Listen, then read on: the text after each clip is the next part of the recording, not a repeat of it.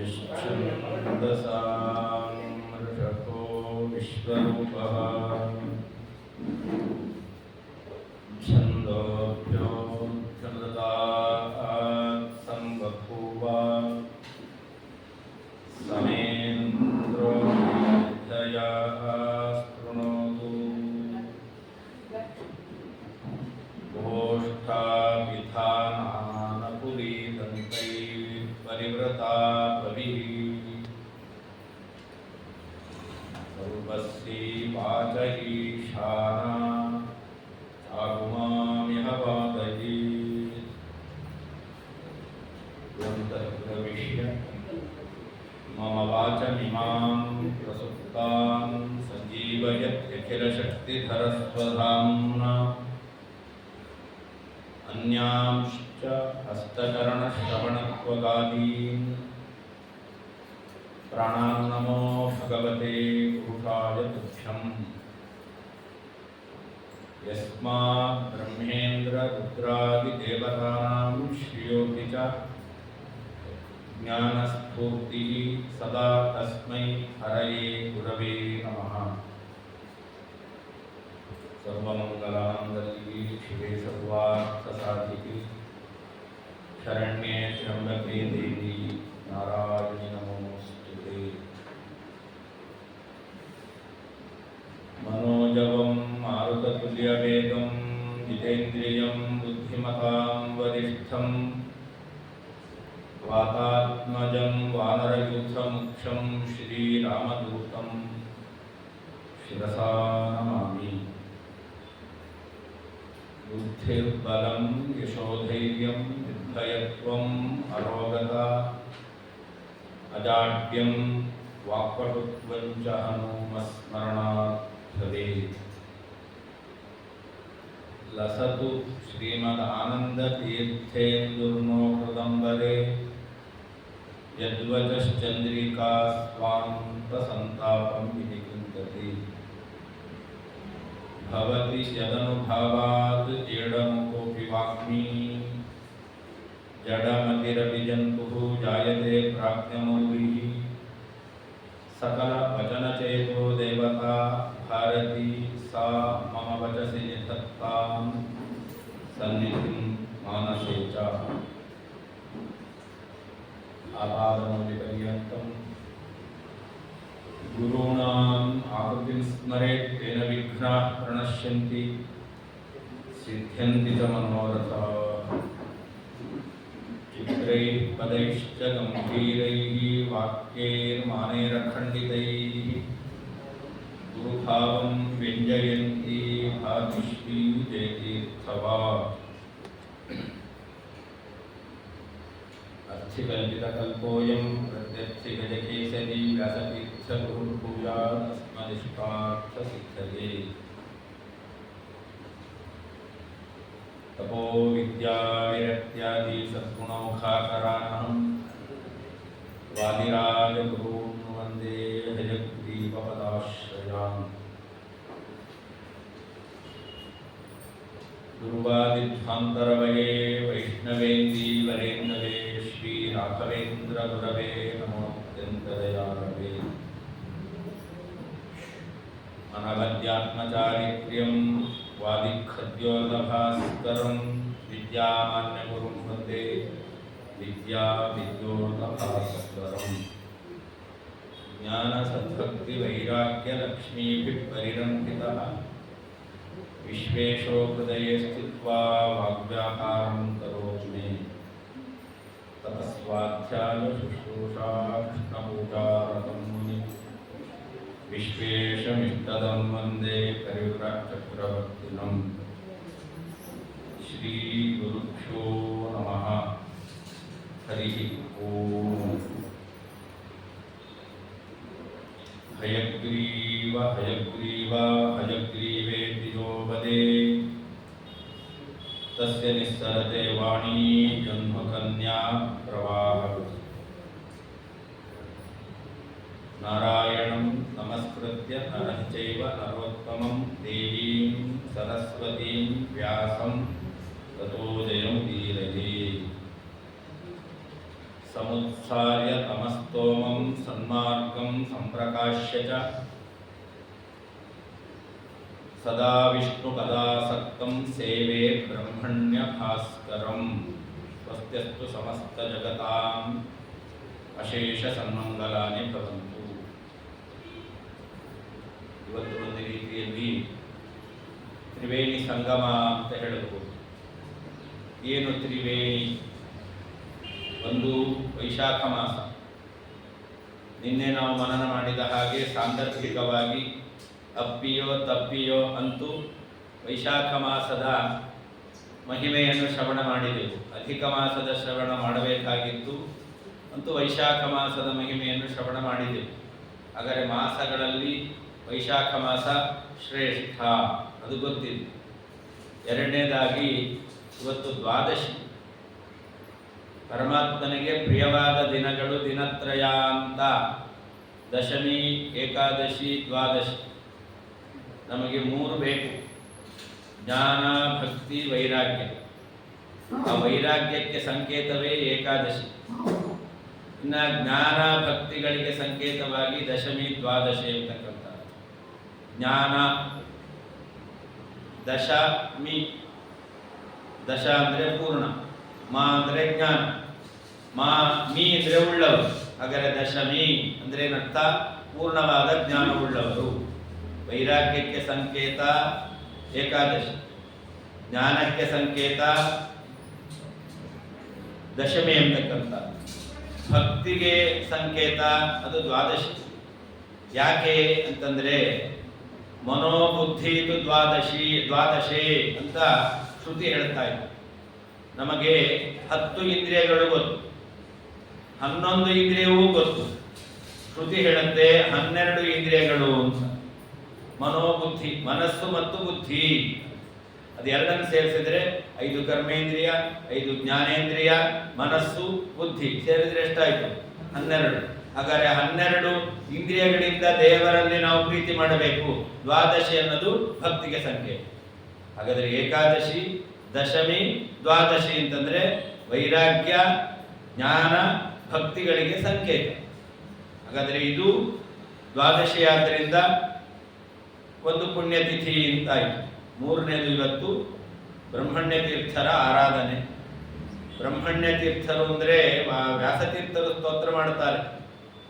ಸಮುತ್ಸಾರ್ಯ ತಮಸ್ತೋಮಂ, ಅಜ್ಞಾನ ಎಂಬುವಂತಹ ಕತ್ತಲೆಯನ್ನು ದೂರ ಮಾಡಿದವರು.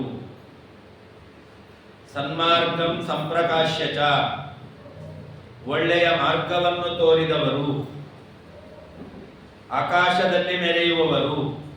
ಅಂತಹ ಬ್ರಹ್ಮಣ್ಯ ತೀರ್ಥರೆಂಬುವ ಸೂರ್ಯನನ್ನು ನಾನು ಆಶ್ರಯಿಸುತ್ತೇನೆ. ಸೂರ್ಯನ ಸಾಮ್ಯವನ್ನು ಬ್ರಹ್ಮಣ್ಯ ತೀರ್ಥರಿಗೆ ವ್ಯಾಸತೀರ್ಥರು ಹೇಳಿದ್ದಾರೆ. ಸೂರ್ಯ ಹೇಗಿರ್ತಾನೆ? ಕತ್ತಲೆಯನ್ನು ದೂರ ಮಾಡುತ್ತಾನೆ. ಬೆಳಕಿದ್ರೇನೆ ಎಡವು ಬೀಳುತ್ತೇನೆ, ಕತ್ತಲೆ ಇದ್ದಾಗ ಹೊಂಡಕ್ಕೆ ಬೀಳೋದು ಗ್ಯಾರಂಟಿ. ಹಾಗಾದರೆ ಸೂರ್ಯ ಏನು ಮಾಡುತ್ತಾನೆ? ನಾವು ಹಳ್ಳದಲ್ಲಿ ಬೀಳಬಾರದು, ಮೈಗೆ ಪೆಟ್ಟು ಮಾಡಿಕೊಳ್ಬಾರದು ಅಂತ ನಮಗೆ ದಾರಿಯನ್ನು ತೋರ್ತಾನೆ. ಸನ್ಮಾರ್ಗಂ, ಸರಿಯಾದ ದಾರಿ ಯಾವುದು ಅಂತ ತೋರ್ತಾನೆ. ಆಮೇಲೆ ಆಕಾಶದಲ್ಲಿ ಇದ್ದಾನೆ. ಹೀಗೆ 3 ಗುಣಗಳು ಸೂರ್ಯನಲ್ಲಿ ನಾವು ಕಾಣುತ್ತೇವೆ. ಒಂದು, ಕತ್ತಲೆಯನ್ನು ದೂರ ಮಾಡ್ತಾನೆ. ಎರಡನೇದು, ಮಾರ್ಗವನ್ನು ತೋರ್ತಾನೆ. ಮೂರನೆಯದ್ದು, ಅವನು ಆಕಾಶದಲ್ಲಿದ್ದಾನೆ. ಬ್ರಹ್ಮಣ್ಯ ತೀರ್ಥರು ಹಾಗೆ ಅವರೇನು ಮಾಡಿದ್ದಾರೆ? ಅಜ್ಞಾನ ಎಂಬುವಂತಹ ಕತ್ತಲೆಯನ್ನು ದೂರ ಮಾಡಿದ್ದಾರೆ. ಹೊರಗಿನ ಕತ್ತಲೆಯನ್ನು ದೂರ ಮಾಡುವುದು ಸುಲಭ, ಆದರೆ ಒಳಗಿನ ಕತ್ತಲೆ ಇದೆಯಲ್ಲ, ಅದನ್ನು ದೂರ ಮಾಡುವುದು ಬಹಳ ಕಷ್ಟ. ಆದರೆ ಆ ಬ್ರಹ್ಮಣ್ಯ ತೀರ್ಥರು ಒಳಗಿನ ಕತ್ತಲೆಯನ್ನೂ ದೂರ ಮಾಡಿದಂತಹ ಸಾಮರ್ಥ್ಯವನ್ನು ಹೊಂದಿದವರು. ಹಾಗೆ ಸನ್ಮಾರ್ಗಂ, ನಮಗೆ ದಾರಿ ಕಾಣಿಸುತ್ತೆ, ಎಡವದ ಹಾಗೆ ನಾವು ಹೋಗ್ತೇವೆ, ಆದರೆ ನಾವು ಬೀಳೋದಂತೂ ಗ್ಯಾರಂಟಿ. ಅದು ಎಡವಲೇ ಇಲ್ಲಲ್ಲ, ಬೀಳೋದು ಹೇಗೆ ಅಂತಂದರೆ ಎಡವದೇ ಇದ್ರೂ ಬೀಳಬಹುದು. ಕೆಡುವುದು ಅಂತಂದ್ರೆ ನಾವು ಅಂದ್ಕೊಂಡಿರ್ತೇವೆ ನಮ್ಮ ದೇಹಕ್ಕೆ ಪೆಟ್ಟಾಗದ ಹಾಗೆ ನಡೆಯೋದು. ಆದರೆ ದೇಹಕ್ಕೆ ಪೆಟ್ಟಾಗದ ಹಾಗೆ ನಡೆದ್ರೇನೆ ಅದು ದಾರಿಯಲ್ಲಿ ಹೋಗಿದ್ದೇವೆ ಅಂತಲ್ಲ, ಮತ್ತೆ ನಮ್ಮ ದುಃಖವನ್ನು ಅನುಭವಿಸದ ದಾರಿಯಲ್ಲಿ ನಾವು ನಡಿಬೇಕು. ಅದು ಸರಿಯಾದಂತಹ ದಾರಿಯಲ್ಲಿ ಹೋಗುವುದು. ಹಾಗಾದರೆ ನಮಗೆ ಸೂರ್ಯ ದಾರಿಯನ್ನು ತೋರಬಹುದು. ದಾರಿಯನ್ನು ತೋರಿದ್ರೆ ಆ ದಾರಿಯಲ್ಲಿ ಎಲ್ಲಿ ಹೋಗ್ಬೋದು? ನಾವು ಕ್ಲಬ್ಗೂ ಹೋಗ್ಬೋದು, ಬೇರೆ ಬೇರೆ ನಿಷಿದ್ಧವಾದ ಪ್ರದೇಶಗಳಿಗೂ, ಬಾರ್ಗೂ ಹೋಗ್ಬೋದು. ಹಾಗಾದ್ರೆ ಎಲ್ಲಿಗೆ ಬೇಕಾದರೂ ದಾರಿ ತೋರುತ್ತೆ ಅಂತ ಹೋಗ್ಬೋದು. ಆದರೆ ಬ್ರಹ್ಮಣ್ಯ ತೀರ್ಥರು ತೋರಿರುವಂತಹ ದಾರಿಯಲ್ಲಿ ನಾವು ಎಂದೂ ನಿಷಿದ್ಧವಾದಂತಹ ಪ್ರದೇಶಗಳಿಗೆ ಹೋಗ್ಲಿಕ್ಕೆ ಸಾಧ್ಯವೇ ಇಲ್ಲ. ಅದಕ್ಕೆ ಮಾರ್ಗಂ ಪ್ರದರ್ಶ ಹೇಳಿಲ್ಲ ಅವರು, ಸನ್ಮಾರ್ಗಂ ಪ್ರದರ್ಶ ಹೇಳಿಲ್ಲ, ಸಂಪ್ರದರ್ಶ ಅಂತ ಎರಡು ಉಪಸರ್ಗಗಳನ್ನು ಹೇಳಿದ್ದಾರೆ. ಹಾಗಾದರೆ ಚೆನ್ನಾಗಿ ನಮಗೆ ಹೋಗಬೇಕಾದ ದಾರಿಯನ್ನೇ ತೋರಿದ್ದಾರೆ, ಹೋಗಬಾರದ ದಾರಿಯನ್ನು ಹೋಗಬಾರದು ಅಂತ ಅದರಿಂದ ಆಗುವಂತಹ ಅನಿಷ್ಟವನ್ನು ಕೂಡ ನಮಗೆ ತಿಳಿಸಿಕೊಟ್ಟಿದ್ದಾರೆ. ಹಾಗೆಯೇ ಸೂರ್ಯ ಎಲ್ಲಿರ್ತಾನೆ? ವಿಷ್ಣು ಪದ. ವಿಷ್ಣು ಪದ ಅನ್ನೋದಕ್ಕೆ ಒಂದು ಭಗವಂತನ ಪಾದ ಅಂತ ಅರ್ಥ, ಇನ್ನೊಂದು ವಿಯತ್ ವಿಷ್ಣು ಪದಂ ವ್ಯೋಮ ಅಂತ ಆಕಾಶ ಅಂತ. ಅವನು ಆಕಾಶದಲ್ಲಿದ್ದಾನೆ, ಇವರೂ ಆಕಾಶದಲ್ಲೇ ಇದ್ದಾರೆ. ವಿಷ್ಣು ಪದ ಅಂದ್ರು ಆಕಾಶ ಅಂದ್ರು ಒಂದೇ ಅರ್ಥ. ಪರಮಾತ್ಮನ ಪಾದದಲ್ಲಿ ವಿಶೇಷವಾದಂತಹ ಆಸಕ್ತಿ ಬ್ರಹ್ಮಣ್ಯ ತೀರ್ಥರಿಗೆ. ಆಕಾಶ ಅಂದ್ರು ಓಂ ಆಕಾಶಸ್ಥಲಿಂಗ ಓಂ ಅಂತ ಬ್ರಹ್ಮಸೂತ್ರ. ಆಕಾಶ ಅಂದ್ರು ಪರಮಾತ್ಮನೇ. ಹಾಗಾದರೆ ಆ ಪರಮಾತ್ಮನಲ್ಲಿ ಯಾವತ್ತೂ ರಾರಾಜಿಸುವವರು ಬ್ರಹ್ಮಣ್ಯ ತೀರ್ಥರು ಅಂತ ಅಂತಹ ಮಹನೀಯರ ಆರಾಧನೆಯ ದಿವಸ. ಹಾಗಾದರೆ ವಸಂತ, ವೈಶಾಖ ಮಾಸ, ದ್ವಾದಶಿ, ಬ್ರಹ್ಮಣ್ಯ ತೀರ್ಥರ ಆರಾಧನೆ, ಇಂತಹ ಒಂದು ತ್ರಿವೇಣಿ ಸಂಗಮ, ಇದು ಒಂದು ತೀರ್ಥ. ಇಲ್ಲೇನು ಮಾಡಬೇಕು ಅಂತಂದ್ರೆ ಅಧಿಕ ಮಾಸದ ಮಹಿಮೆಯನ್ನು ಶ್ರವಣ ಮಾಡಬೇಕು. ನಮಗೆಲ್ಲ ಒಂದು ಸಂದೇಹ ಬರುತ್ತೆ, 3 ವರ್ಷಕ್ಕೂ ಅಧಿಕ ಮಾಸ ಬರುತ್ತೆ. ಅಧಿಕ ಮಾಸ ಬಂದಾಗೆಲ್ಲ ಅಧಿಕ ಮಾಸದ ಮಹಿಮೆಯನ್ನು ನಾವು ಶ್ರವಣ ಮಾಡಿದ್ದೇವೆ, ಮತ್ತೆ ಮತ್ತೆ ಅಧಿಕ ಮಾಸದ ಮಹಿಮೆಯ ಶ್ರವಣ ಯಾಕೆ ಮಾಡಬೇಕು ಅಂತ ನಮ್ಮ ಪ್ರಶ್ನೆ ಇದೆ. ಆದರೆ ಉತ್ತರವೂ ಅಲ್ಲೇ ಇದೆ. ಶ್ರವಣ ಮಾಡೋದು ಯಾಕೆ? ಶ್ರವಣ ಮಾಡೋದು ಒಂದು ಜ್ಞಾನವನ್ನು ಪಡೆಯಲಿಕ್ಕೆ, ಎರಡನೇದು ಪಡೆದ ಜ್ಞಾನದಂತೆ ನಡೆಯಲಿಕ್ಕೆ. ನಮಗೆ ಹೇಳಬೇಕಾದ್ರೆ ಹೋದ ವರ್ಷ 3 ವರ್ಷದ ಹಿಂದೆ ಕೇಳಿದ್ದೆವು ಅಂತ ನೆನಪಾಗುತ್ತೆ. ಆದರೆ ನಾವೇ ನೆನಪು ಮಾಡಿಕೊಂಡ್ರೆ ನೆನಪಾಗಲ್ಲ. ಹಾಗಾದ್ರೆ ನಾವು ಕೇಳಿದ್ದು ನಮಗೆ ನೆನಪಿಲ್ಲ, ಕೇಳಿದ್ದೇವೆ, ನಾವು ಹೇಳೋದೇ ಹಾಗೆ ಕೇಳಿ ಬಿಟ್ಟಿದ್ದೇವೆ ಅಂದ್ರೆ ಕೇಳಿ ಇಟ್ಕೊಂಡಿಲ್ಲ, ನಾವು ಕೇಳಿ ಬಿಟ್ಟಿದ್ದೇವೆ. ಹಾಗಾದರೆ ನಾವು ಕೇಳಿದ್ದು ಅದು ಪ್ರಯೋಜನಕ್ಕೆ ಬರಲಿಲ್ಲ. ನಾವು ಯುಕ್ತಿ ಮಲ್ಲಿಕೆಯನ್ನು ಮನನ ಮಾಡುತ್ತಾ ಇದ್ದೆವು. ಅದರಲ್ಲಿ ವಾದಿರಾಜರು ಒಂದು ಶ್ಲೋಕವನ್ನು ಹೇಳಿದ್ದಾರೆ. ಏನು ಮಾಡಬೇಕು? ಗೃಹೀತಾರ್ಥಂ ಯಪಶ್ಚಾತ್ ನಜಹಾತಿ ಸವೈ ಮಹಾನ್. ಗೃಹೀತಾರ್ಥಂ ನ ಪಶ್ಚಾತ್ ಯೋನ್ ನಜಹಾತಿ ಸವೈ ಪುಮಾನ್. ಯಾರು ವ್ಯಕ್ತಿ ಎಂದರೆ ಯಾವ ವಿಷಯವನ್ನು ತಿಳಿದಿದ್ದಾನೋ ಆ ವಿಷಯವನ್ನು ಯಾರು ಬಿಡೋದಿಲ್ವೋ ಅವನು ವ್ಯಕ್ತಿ ಅಂತ ಹೇಳ್ತಾರೆ. ನಾವೆಲ್ಲ ವ್ಯಕ್ತಿಗಳಲ್ಲ. ಯಾಕೆ ಅಂತಂದ್ರೆ ಬೇಕಾದಷ್ಟು ಕೇಳಿದ್ದೇವೆ, ಒಂದನ್ನು ಕೂಡ ನಾವು ಧಾರಣೆ ಮಾಡಿಲ್ಲ. ಶಾಸ್ತ್ರ ಹೇಳುತ್ತೆ ಗ್ರಹಣ ಧಾರಣ. ಗ್ರಹಣ ಅಂತ ತಿಳ್ಕೊಳ್ಳೋದು ನಮಗೆಲ್ಲ ಅರ್ಥ ಆಗುತ್ತೆ. ಆದರೆ ಧಾರಣ ಅಂದ್ರೆ ನೆನಪಿನಲ್ಲಿ ಇಟ್ಕೊಳ್ಳೋದು, ಅದು ಮಾತ್ರ ನಮ್ಮಿಂದ ಸಾಧ್ಯ ಇಲ್ಲ. ಇಲ್ಲವೇ ಇಲ್ಲ ಅಂತಲ್ಲ, ಬೇಡದೇ ಇದ್ದನ್ನೆಲ್ಲ ಇಟ್ಕೊಂಡಿರ್ತೇವೆ, ಬೇಕಾದ್ದನ್ನು ಮಾತ್ರ ನಾವು ಇಟ್ಕೊಳ್ಳೋದು. ಹಾಗಾದ್ರೆ ನಮಗೆ ಒಂದು ಶಕ್ತಿ ಬೇಕು, ಯಾವುದದು? ನೆನಪಿಟ್ಕೊಳ್ಬೇಕು. ನೆನಪಿಟ್ಕೊಳ್ಳೋದು ಮಾತ್ರ ಅಲ್ಲ, ಅದರಂತೆ ನಡೆಯಬೇಕು. ಹಾಗಾದರೆ ನಾವು ಹಿಂದೆ ಅನೇಕ ಬಾರಿ ಅಧಿಕ ಮಾಸಗಳು ಬಂದಿದ್ದು, ಅಧಿಕ ಮಾಸಗಳ ಮಹಿಮೆಯನ್ನು ಶ್ರವಣ ಮಾಡಿದ್ದು, ನಮಗೀಗ ಅದು ತಲೆಯಲ್ಲಿಲ್ಲ. ಅಂದ ಕೇಳೋದೇ ಒಂದು ಪುಣ್ಯ. ಶಾಸ್ತ್ರ ಒಂದು ಮಾತು ಹೇಳುತ್ತೆ, ಶ್ರುತ್ವಾ ಧರ್ಮಂ ವಿಜಾನಾತಿ. ಶ್ರವಣ ಮಾಡೋದ್ರಿಂದ ಏನು ಮಾಡಬೇಕು ಅದನ್ನು ತಿಳಿತಾರೆ. ನಮಗೆ ಏನು ಮಾಡಬೇಕು ಎಂಬತಕ್ಕಂತಹ ಜ್ಞಾನ ಬರೋದು ಕೇಳೋದ್ರಿಂದ. ಕೇಳಿ ಕೇಳಿ ಮಾಡ್ತೇವಂತಲ್ಲ, ಏನು ಮಾಡಬೇಕು ಎಂಬತಕ್ಕಂತಹ ಜ್ಞಾನ ಬರುತ್ತೆ. ಅಷ್ಟೇ ಅಲ್ಲ, ಇನ್ನೊಂದು ಮಾತನ್ನು ಶಾಸ್ತ್ರ ಹೇಳುತ್ತೆ, ಶ್ರುತ್ವ ಪಾಪಂ ಪರಿತ್ಯಜೇ. ಕೇಳಿದರೆ ನಮ್ಮ ಪಾಪ ಕಳೆದು ಹೋಗುತ್ತದೆ. ಶ್ರುತಂ ಹರತಿ ಪಾಪಾನಿ. ಜೀವ ಇಂತಹ ಪರಮಾತ್ಮನ ಮಹಿಮೆಯನ್ನು ಹೇಳುವಂತಹ ಏನೇನು ಕಥೆಗಳಿದೆಯೋ ಅದನ್ನು ಶ್ರವಣ ಮಾಡಿದರೆ ಸಾಕು, ಅವನು ಪಾಪವನ್ನು ಕಳ್ಕೊಳ್ತಾನೆ. ಇದು ಒಂದು. ಶ್ರವಣ ಮಾಡಿದ್ರಿಂದಲೇ ಪಾಪ ಪರಿಹಾರ ಆಗುತ್ತೆ. ಇನ್ನೊಂದು, ಶ್ರುತ್ವ ಪಾಪಂ ಪರಿತ್ಯಜೆ. ನಾವು ಮಾಡಬಾರದನ್ನು ಮಾಡ್ತಾ ಇರ್ತೇವೆ, ಮಾಡಬಾರದು ಅಂತ ನಮಗೆ ಗೊತ್ತಿಲ್ಲ. ಹಾಗಾದರೆ ಇಂತಹ ಮಾಸ, ಅಧಿಕ ಮಾಸ, ಇದರ ಮಹಿಮೆಯನ್ನು ನಾವು ಕೇಳಿದಾಗ ಏನು ಮಾಡಬೇಕು, ಏನು ಮಾಡಬಾರದು ಅಂತ ಹೇಳ್ತಾರೆ. ಏನು ಮಾಡಬಾರದು ಅಂತ ಹೇಳಿದ್ದಾರೋ ಅದನ್ನು ನಾವು ತ್ಯಾಗ ಮಾಡಿದ್ದೇವೆ, ಬಿಟ್ಟಿದ್ದೇವೆ ಅಂತಂದ್ರೆ ಪಾಪವನ್ನು ಬಿಟ್ಟಂತೆ ಆಗುತ್ತೆ. ಹಾಗಾದರೆ ಶ್ರುತ್ವ ಪಾಪಂ ಪರಿತ್ಯಜೆ. ಶ್ರವಣ ಮಾಡಿದ್ರಿಂದ ಪಾಪ ತ್ಯಾಗವೂ ಕೂಡ ನಮ್ಮಿಂದ ಆಗುತ್ತೆ. ಅಷ್ಟೇ ಅಲ್ಲ, ಈ ಧರ್ಮಾಚರಣೆಗಳನ್ನು ಯಾಕೆ ಮಾಡಬೇಕು? ಯಾವಾಗಲೂ ಮಾಡಿ ಮಾಡಿ ಮಾಡಿ ಅಂತ ಹೇಳ್ತಾರೆ. ಯಾಕೆ ಮಾಡಬೇಕು? ಎಷ್ಟು ಬಾರಿ ಅಧಿಕ ಮಾಸ ಬಂತು, ನಾವು ಅಪೂಪದಾನವನ್ನು ಮಾಡಿಯೇ ಇದ್ದೇವೆ, ಮತ್ತೆ ಅಧಿಕ ಮಾಸ ಬಂತು, ಮತ್ತೆ ಮಾಡಬೇಕಾ? ಭವರೋಗ ವೈದ್ಯ ಹೇಳಿದ್ದು ಮಾಡಬೇಕು. ವೈದ್ಯರು ಏನು ಹೇಳ್ತಾರೆ? BP ಶುಗರ್ ಮಾತ್ರೆ ತಗೊಳ್ಳೇಬೇಕು. ಅಲ್ಲ, ಹೋದ ತಿಂಗಳು ತಗೊಂಡಿದ್ದೆ, ಹೋದ ತಿಂಗಳಲ್ಲ ನಿನ್ನೆ ತಗೊಂಡಿದ್ದೆ, ಅಲ್ಲ ಇವತ್ತು ತಗೊಳ್ಬೇಕು.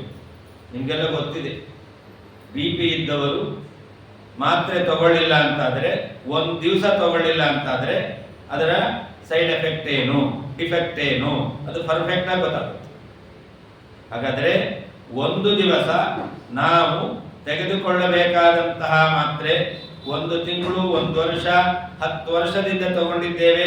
BP ಬಂತು ಅಂತ ಯಾವಾಗಿಂದ ನಮಗೆ ಗೊತ್ತಾಯಿತೋ ಅವತ್ತಿನಿಂದ ತಗೊಳ್ತಾ ಇದ್ದೇವೆ ಅಂತಂದ್ರೆ ಬಿಡ್ಲಿಕ್ಕಿಲ್ಲ. ಹಾಗಾದರೆ ಹೇಗೆ ನಾವು BP ಬಂದಿದೆ ಅಂತ ಮಾತ್ರೆ ತೆಗೆದುಕೊಳ್ತೇವೋ ಅದನ್ನು ಬಿಡ್ಲಿಕ್ಕಿಲ್ಲವೋ, ಹಾಗೆ ನಮಗೆ BP ಬರಬೇಕು. BP ಇದ್ರೆ ಬ್ಲಡ್ ಪ್ರೆಷರ್ ಅಂತೀರಾ, ಅದರ ಬದಲು ಭಗವತ್ ಪ್ರಸಾದ ಅಂತ ಇಟ್ಕೊಳ್ಳಿ. BP ಅಂದ್ರೆ ಭಗವತ್ ಪ್ರಸಾದ. ಆ ಭಗವತ್ ಪ್ರಸಾದ ಆಗೋ ತನಕ, BP ಹೋಗೋ ತನಕ ಮಾತ್ರೆ ತಗೊಳ್ಬೇಕು. BP ಆಗೋ ತನಕ, BP ಬರೋ ತನಕ ಏನ್ ಮಾಡಬೇಕು? ಧರ್ಮಾಚರಣೆ ಮಾಡಲೇಬೇಕು. ಹಾಗಾದರೆ ಅಧಿಕ ಮಾಸದ ಮಹಿಮೆಯನ್ನು ಕೇಳಿದ್ದೇವೆ, ಅಧಿಕ ಮಾಸದ ಧರ್ಮವನ್ನು ಅನುಷ್ಠಾನ ಮಾಡಿದ್ದೇವೆ, ನಮಗೆ ಭಗವತ್ ಪ್ರಸಾದ ಆಗಿದೆಯಾ? ಹಾಗೆ ಭಗವತ್ ಪ್ರಸಾದ ಆಗಿಲ್ಲ ಅಂತಾದರೆ ನಾವು ಪುನಃ ಪುನಃ ಆ ಮಹಿಮೆಯನ್ನು ಶ್ರವಣ ಮಾಡಬೇಕು. ಅಲ್ಲಿ ಹೇಳಿದಂತಹ ಧರ್ಮವನ್ನು ಆಚರಣೆ ಮಾಡಲೇಬೇಕು. ಅದರಿಂದ ಎಷ್ಟು ಬಾರಿ ನಾವು ದಾನ ಮಾಡಿದ್ರು, ದಾನ ಮಾಡಬೇಕಾದರೆ ಆಚಾರ್ಯ ಹೇಳ್ತಾರೆ ಏನಂತ ಗೊತ್ತಾ? ನಮಮ ಅಂತ ಹೇಳ್ರಿ ಅಂತ. ನಾವು ಹೇಳೋದೇ ಇಲ್ಲ. ದಾನ ಮಾಡೋದು ಯಾಕೆ? ನಾವು ಮಮಕಾರವನ್ನು ಕಳ್ಕೊಳ್ಬೇಕು ಅಂತ ದಾನ ಮಾಡೋದು. ಎಲ್ಲಿಯಾದರೂ ಅಪೂಪ ದಾನ ಮಾಡಿರ್ತೇವೆ, ದಾನ ಮಾಡುವ ಕೊಟ್ಟಾಯ್ತು, ಕೊಟ್ಟ ಮೇಲೆ ಅವರು ತಗೊಂಡು ಹೋದ್ರು. ಹೋಗ್ಬೇಕಾದ್ರೆ ನೀವು ಹೊರಟ್ರಿ, ದಾರಿಲಿ ನಿಮಗೆ ಗೊತ್ತಿದ್ದವರೊಬ್ರು ಸಿಕ್ಕರು, ಆ ಆಚಾರ್ಯ ಕೊಟ್ಟಿದ್ರವ್ರು ಹೋಗ್ತಾ ಇದ್ದಾರೆ. ಅವಾಗೇನು ಹೇಳ್ತೀರಾ? ನೋಡಿ, ನಾ ಕೊಟ್ಟ ಅಪೂಪ ದಾನವಂತೂ ಹೊತ್ಕೊಂಡು ಹೋಗ್ತಾ ಇದ್ದಾರೆ ಅಂತ.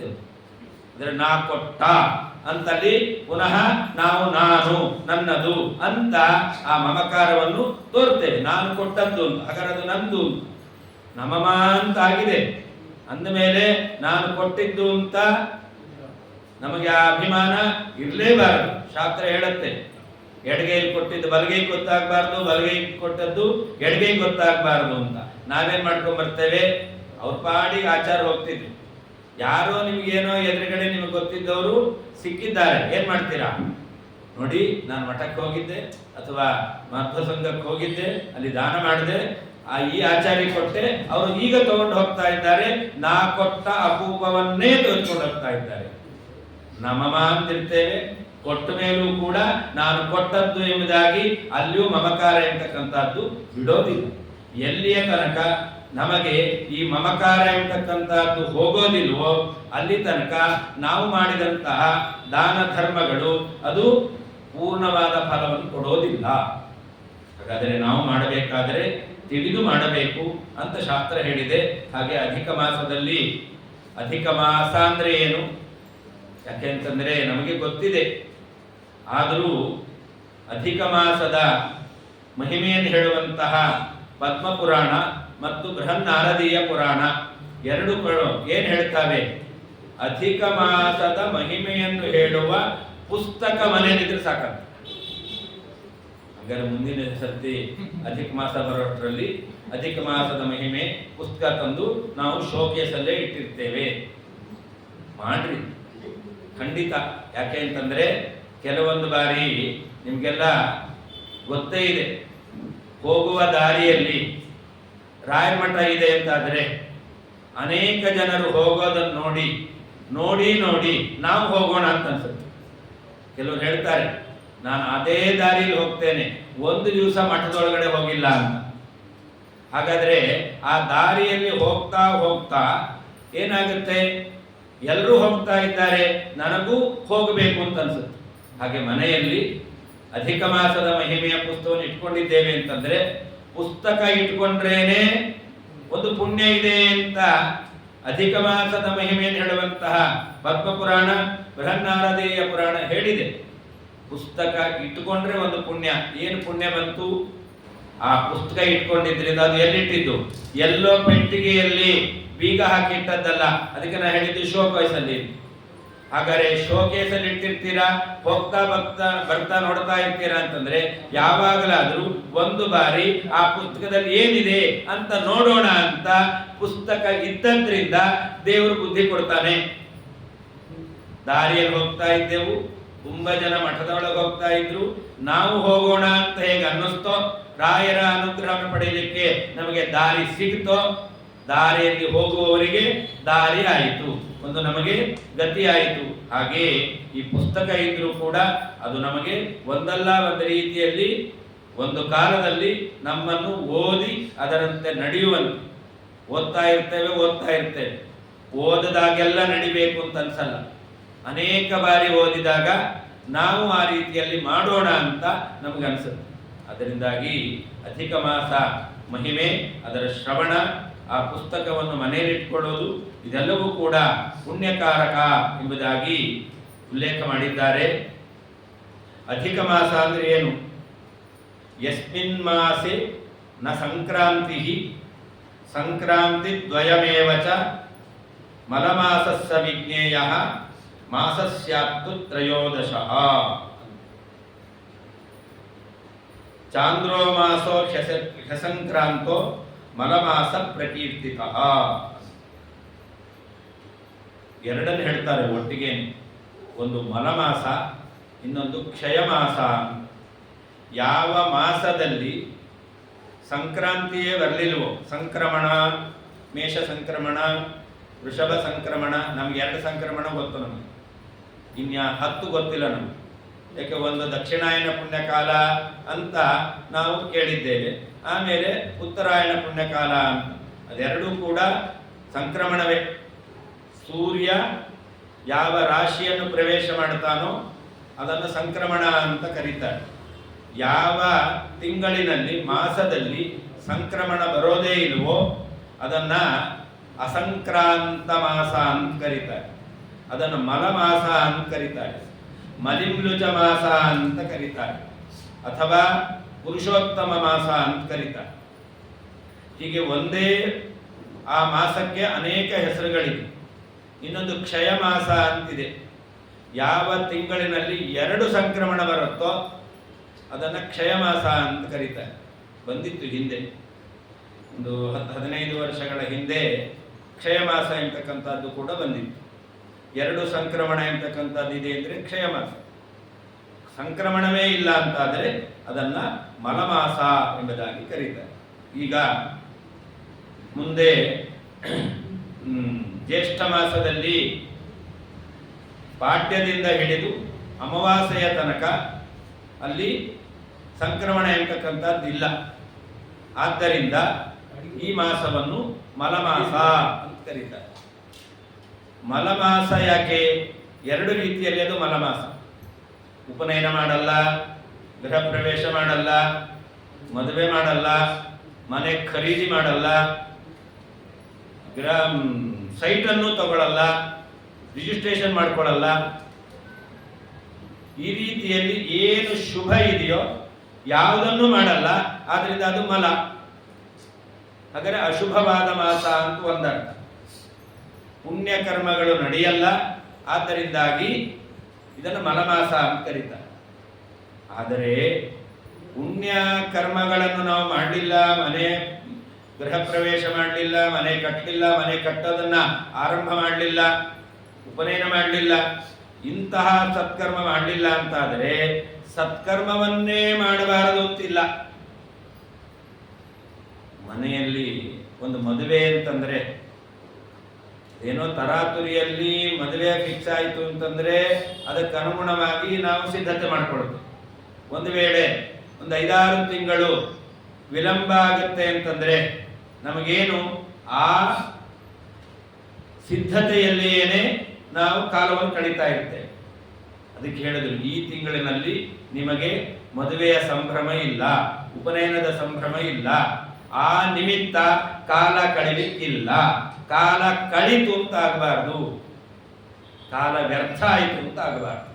ಹಾಗಾದರೆ ಆ ಯಾವ ಚಿಂತೆಯೂ ಇಲ್ಲದೇನೆ ನಿಶ್ಚಿಂತೆಯಿಂದ ಭಗವಂತನ ಆರಾಧನೆಯನ್ನು ಮಾಡಲಿಕ್ಕೆ ಇರತಕ್ಕಂತಹ ಅವಕಾಶ. ಆದ್ರಿಂದ ಇದು ಮಲಮಾಸ. ನಮ್ಮ ಮನಸ್ಸಿನ ಮಾಲಿನ್ಯವನ್ನು, ಮಲ ಅಂದರೆ ದೋಷ, ನಮ್ಮ ಮನಸ್ಸಿನ ಮಲವನ್ನು ಕಳೆಯುವಂತಹ ಮಾಸ. ಆದ್ದರಿಂದಾಗಿ ಇದನ್ನು ಮಲಮಾಸ ಅಂತ ಹೇಳ್ತಾರೆ. ಯಾವುದೇ ಶುಭ ಕಾರ್ಯವನ್ನು ಮಾಡಲ್ಲ, ಆದ್ರಿಂದ ಮಲಮಾಸ. ಆದರೆ ನಾವು ಮಾಡಬೇಕಾದ ದಾನ ಧರ್ಮ ಅನೇಕ ಮುಂದೆ ನಾವು ನೋಡ್ತೇವೆ, ಏನೇನು ಸತ್ಕರ್ಮಗಳನ್ನು ಮಾಡಬಹುದು ಅಂತ. ವಿಷ್ಣು ಪಂಚಕ ಮಾಡಬೇಕು ಅಂತಿದೆ, ವರ್ಷ ಇಡೀ ಮಾಡಬೇಕು ಅಂತ. ಏಕಾದಶಿ ಮಾಡೋದೇ ಕಷ್ಟ. ಹಾಗಿರ್ಬೇಕಾದ್ರೆ 2 ಏಕಾದಶಿ ಒಂದೇ ಬಾರಿ ಬಂದದ್ದಲ್ಲ, ತಿಂಗಳಿಗೆ ಬೇರೆ ಬೇರೆ 15 ದಿವಸ ಗ್ಯಾಪಲ್ಲಿ ಬಂದಿತ್ತು. ಆದ್ರೂ ಅನ್ಸುತ್ತೆ ಏನ್ ಏಕಾದಶಿ ಮೊನ್ನೆ ಬಂದಿದೆ ಮತ್ತೆ ಬಂತು. ಹೀಗೆ ಏಕಾದಶಿ ತಿಂಗಳಿಗೆ 2 ಬರೋದು ಮಾಡೋದೇ ಕಷ್ಟ ನಮಗೆ. ಇನ್ನು 5 ಉಪವಾಸ ಮಾಡಬೇಕು ಅಂತಂದ್ರೆ ಅದು ಬಹಳ ಕಷ್ಟ ಆಗುತ್ತೆ. ವಿಷ್ಣು ಪಂಚಕ ಅಂತಂದ್ರೆ 2 ಏಕಾದಶಿ, ಹುಣ್ಣಿಮೆ, ಅಮಾವಾಸ್ಯೆ, ಶ್ರವಣ ನಕ್ಷತ್ರ. ಆದರೆ ಇದೇ ಅಧಿಕ ಮಾಸದಲ್ಲಿ 1 ತಿಂಗಳು 5 ಉಪವಾಸವನ್ನು ಮಾಡಿದ್ರೆ ಅಮಾವಾಸ್ಯೆ, ಹುಣ್ಣಿಮೆ, 2 ಏಕಾದಶಿ, ಶ್ರವಣ ನಕ್ಷತ್ರ, ಅದು 1 ವರ್ಷ ನಾವೇನು ವಿಷ್ಣು ಪಂಚಕ ಮಾಡಿರ್ತೇವೆ ಆ ವಿಷ್ಣು ಪಂಚಕ ಮಾಡಿದ ಪುಣ್ಯ ಬರುತ್ತೆ. ನಮಗೆಲ್ಲ ಈಗಿನ ಕಾಲದಲ್ಲಿ ಟೈಮ್ ಇಲ್ಲ, ಶಾರ್ಟ್ ಅಂಡ್ ಸ್ವೀಟ್ ಆಗಿರ್ಬೇಕು ಅಂತ ಅದನ್ನೆಲ್ಲ ಬಯಸ್ತೇವೆ ನಾವು. ಹಾಗೆ ಇದು ಒಂದೇ ತಿಂಗಳಲ್ಲಿ, 1 ವರ್ಷ ಅಲ್ಲ, 12 ತಿಂಗಳು ಕಾಯ್ಬೇಕು. 12 ತಿಂಗಳು ಕಾಯ್ಬೇಕಾಗಿಲ್ಲ, ಒಂದೇ ತಿಂಗಳಿನಲ್ಲಿ ನಾವು 5 ಉಪವಾಸವನ್ನು ಮಾಡಿದ್ರೆ ವಿಷ್ಣು ಪಂಚಕ ಉಪವಾಸ 1 ವರ್ಷ ಮಾಡಿದ್ರೆ ಏನು ಪುಣ್ಯವೋ ಆ ಪುಣ್ಯವು ಬರುತ್ತೆ. ಇದು ಯಾರಿಗೆ? ಅಶಕ್ತರಿಗೆ. ಅಂದ್ರೆ ಯಾರಿಗೆ ಶಕ್ತಿ ಇದೆಯೋ ಅಂಥವರು ವಿಷ್ಣು ಪಂಚಕವನ್ನು 12 ತಿಂಗಳು ಮಾಡಲೇಬೇಕು. ಯಾರಾದರೂ ಪ್ರಾರಂಭ ಮಾಡಿದ್ರೆ ಈ ವರ್ಷ ಮಾಡಿದ್ರೆ 13 ತಿಂಗಳಾಯ್ತದೆ. ಅದೊಂದು ವಿಶೇಷವಾದಂತಹ ಪುಣ್ಯ ಮಾಡಲಿಕ್ಕೆ ಅವಕಾಶ ಅಂತ ಅನ್ಕೊಳ್ಬೇಕು. ಹಾಗಾದರೆ ಶಕ್ತಿ ಇದ್ದವರು 12 ತಿಂಗಳು ಮಾಡಲೇಬೇಕು. ಅದು ಸಾಧ್ಯ ಇಲ್ಲ ಅಂತಾದರೆ ಈ 1 ತಿಂಗಳಿನಲ್ಲೇನೆ ಉಪವಾಸವನ್ನು ಮಾಡಿದರೆ ವಿಷ್ಣು ಪಂಚಕ ಮಾಡಿದ ಪುಣ್ಯ ಬರುತ್ತೆ ಅಂತ ಅದನ್ನು ಕೂಡ ಹೇಳಿದ್ದಾರೆ. ಅನೇಕ ರೀತಿಯಾದ ವ್ರತಗಳನ್ನು ಹೇಳಿದ್ದಾರೆ. ಏಕಭುಕ್ತ, ಒಂದೇ ಹೊತ್ತು ಊಟ ಮಾಡೋದು. ನಾವು ಹೊತ್ತಿಗೆ ಒಂದೇ ಸರ್ತಿ ಊಟ ಮಾಡೋದು ಅಂತ ಅರ್ಥ. ನಾವು ಹಾಗೆ ಅನ್ಕೊಳ್ತೇವೆ. ನಾವು ಮಧ್ಯಾಹ್ನ ಹೊತ್ತು ಒಂದೇ ಊಟ ಮಾಡೋದು, ರಾತ್ರಿ ಹೊತ್ತು ಒಂದೇ ಊಟ ಮಾಡೋದು ಅಂತ ಅನ್ಕೊಳ್ತೇವೆ. ಈ ರೀತಿಯಲ್ಲಿ ನಮ್ಮ ಬುದ್ಧಿ ಏನೇನೋ ಓಡುತ್ತೆ. ಹಾಗಲ್ಲ, ಒಂದು ಹೊತ್ತು, ಒಂದು ದಿವಸಕ್ಕೆ ಒಂದೇ ಹೊತ್ತು. ಇನ್ನೊಂದಿದೆ ನಕ್ತ ಭೋಜನ ಅಂತ, ರಾತ್ರಿ ಮಾತ್ರ ಊಟ ಮಾಡೋದು, ಹಂಗಾರೆ ಹಗಲೆಲ್ಲ ಫಲಾರ ಮಾಡೋದು. ಹೀಗೆಲ್ಲ ಯೋಚನೆ ಮಾಡ್ತೇವೆ. ಹಾಗೆಲ್ಲ ಇಲ್ಲವೇ ಇಲ್ಲ. ರಾತ್ರಿ ಮಾತ್ರ ಊಟ ಮಾಡೋದು, ಹಗಲಿನಲ್ಲಿ ಏನೂ ತಿನ್ನಬಾರದು. ಪ್ರತಿ ದಿವಸ ರಾತ್ರಿ ಮಾತ್ರ ಊಟ ಮಾಡೋದು, ಅಥವಾ ಪ್ರತಿ ದಿವಸ ಮಧ್ಯಾಹ್ನ ಮಾತ್ರ ಊಟ ಮಾಡೋದು, ಅಥವಾ ಅಲವಣ ವ್ರತ, ಉಪ್ಪು ಹಾಕದೇನೆ ಅಡಿಗೆಯನ್ನು ಮಾಡಿ ಊಟ ಮಾಡೋದು. ಇನ್ನು ಕೆಲವು ಪದಾರ್ಥಗಳನ್ನು ಬಿಡೋದು, ವಿಶೇಷವಾಗಿ ಹೇಳ್ತಾರೆ. ದ್ವಾದಶಿ ಅಂತಂದ್ರೆ ದೋಸೆ ಇಡ್ಲಿ ಆಗಲೇಬೇಕು, ಅದಕ್ಕೆ ಬೆಳಿಗ್ಗೆ ಬೇಗ ಊಟ ಆಗಿರುತ್ತೆ, ಆದ್ರಿಂದ ಊಟ ಚೆನ್ನಾಗಿ ಮಾಡ್ಲಿಕ್ಕೆ ಆಗಿರಲ್ಲ. ಮಧ್ಯಾಹ್ನ ಗಟ್ಟಿಯಾದ ಫಲಾರ ಬೇಕು, ಗಟ್ಟಿಯಾದ ಇಡ್ಲಿ ಗಟ್ಟಿಯಾಗಿರ್ಬೇಕು ಅಂತ ಅರ್ಥ ಅಲ್ಲ, ತಿನ್ಲಿಕ್ಕೆ ಆಗಲ್ಲ ಅಂತ. ಹಾಗಾದ್ರೆ ಯಾವುದು ಬೇಗ ಕರಗೋದಿಲ್ವೋ ಅಂಥದ್ದು ಫಲಾರ ಬೇಕು ಅಂತ ನಾವೇನ್ ಮಾಡ್ತೇವೆ, ಇಡ್ಲಿ ದೋಸೆ ಇದನ್ನು ಮಾಡ್ಕೊಂಡು ತಿಂತೇವೆ. ವಾಸ್ತವಿಕವಾಗಿ ದ್ವಾದಶಿ ದಿವಸ ಉದ್ದಿನ ಫಲಾಹಾರ ನಿಷಿದ್ಧ. ಯಾಕೆಂದ್ರೆ ಮಾಷ ಅಂತ ಕರೀತಾರೆ. ಮಾಷ ಅಂದ್ರೆ ಅದು ಮಾಂಸಕ್ಕೆ ಸಮಾನ. ಮಾಷ ಹಿಂದಿನ ಕಾಲದಲ್ಲಿ ಶ್ರಾದ್ದಕ್ಕೆ ಮಾಂಸ ಉಪಯೋಗ ಮಾಡ್ತಾ ಇತ್ತು. ಕಲಿಯುಗದಲ್ಲಿ ಮಾಂಸ ನಿಷಿದ್ಧ.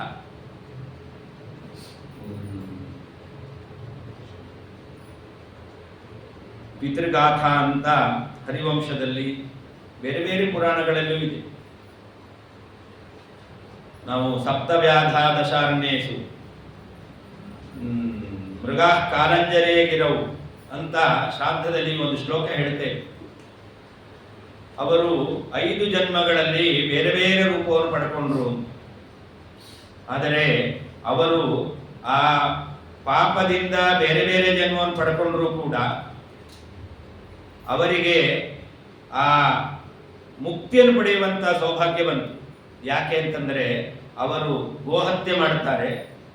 ಗೋಹತ್ಯೆ ಮಾಡಿದಂತಹ ಅವರು ಗೋಮಾಂಸವನ್ನು ತಿನ್ನಬೇಕಾದರೆ ಪಿತೃಕಾರ್ಯವನ್ನು ಮಾಡಿ ಅವರು ಗೋಮಾಂಸವನ್ನು ತಿಂದಿದ್ದಾರೆ. ಹಾಗಾದರೆ ಪಿತೃಕಾರ್ಯವನ್ನು ಮಾಡಿ ಗೋಮಾಂಸ ತಿಂದದ್ರಿಂದ ಅವರಿಗೆ ಮುಂದೆ ತಮ್ಮ ಮೂಲ ರೂಪವನ್ನು ಪಡೆಯತಕ್ಕಂತಹ ಅವಕಾಶ ಒದಗಿ ಬಂತು.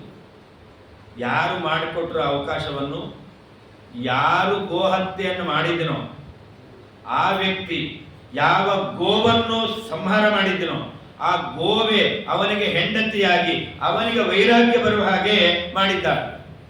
ಹೆಂಡತಿ ಇದ್ರೆ ವೈರಾಗ್ಯ ಬರುವಾಗ ಮಾಡ್ತಾಳೆ ಅಂತ ಇರುತ್ತೆ. ಅಲ್ಲಿ ಅವಳು ಹೆಂಡತಿ ಪ್ರಾಣ ಹೆಂಡತಿ ಅಂತ ದಾಸ ಹೇಳಿದ್ದಕ್ಕೆ ಅರ್ಥವತ್ತಾಗಿದ್ಲು. ಅವನಿಗೆ ವೈರಾಗ್ಯ ಬರುವಂತೆ ಮಾಡ್ತಿದ್ಲು.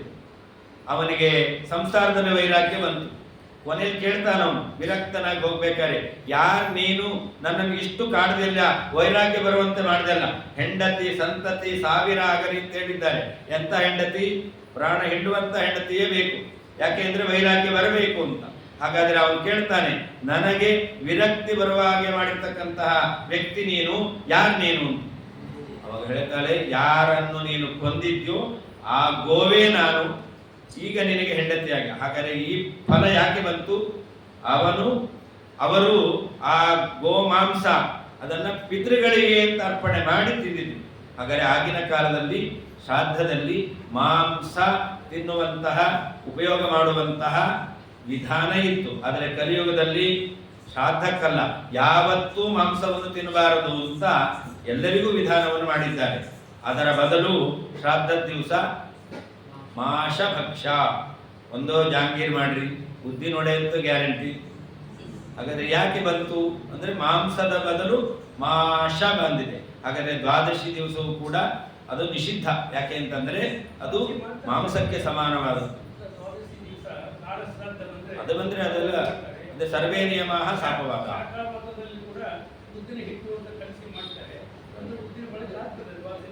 ಅದೇ ಅದು ಯಾವಾಗ ಅಂದ್ರೆ ಶ್ರಾದ್ದ ದಿವಸ ಅದು ವಿಹಿತವಾದದ್ದು. ಆಯ್ತಾ? ಅದೇ 4ನೇ ವ್ರತದಲ್ಲಿ ಮಾಷ ಭಕ್ಷ್ಯ ಮಾಡಲ್ಲ.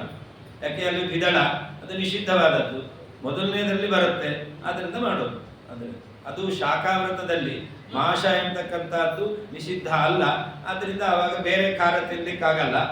ಅಂದಾಗ ಏನಾದರೂ ಖಾರ ಬೇಕು ಅಂತ ಚಾಪಲ್ಯ ಇದ್ದೇ ಇರುತ್ತೆ. ಆದ್ರಿಂದ ಬಾಯಿ ರುಚಿಗಾದ್ರೂ ಮಾಡ್ಕೊಳ್ತೇವೆ. ಆದರೆ ದ್ವಾದಶಿ ದಿವಸ ಬಿಡೋದು ಬಹಳ ಯೋಗ್ಯ. ಇಲ್ಲಿ ಹೇಳ್ತಾರೆ ಅಧಿಕ ಮಾಸದಲ್ಲಿ 1 ತಿಂಗಳು ಮಾಂಸ ಭಕ್ಷ್ಯವನ್ನು ತಿನ್ನಲೇಬಾರದು, ಅದು ಒಂದು ವ್ರತ. ಹೀಗೆ ಅನೇಕ ವಿಧವಾಗಿರತಕ್ಕಂತಹ ವ್ರತಗಳನ್ನು ಮಾಡಿ ನಮ್ಮನ್ನು ಪಾಪಂ ಪರಿತ್ಯಜೆ, ಪಾಪವನ್ನು ನಾವು ಕಳ್ಕೊಳ್ಳಿಕ್ಕೆ ಈ ಎಲ್ಲ ಮಾಸದ ಮಹಿಮೆಯನ್ನು ಶ್ರವಣ ಮಾಡಬೇಕು ಎಂಬುದಾಗಿ ಹೇಳ್ತಾರೆ.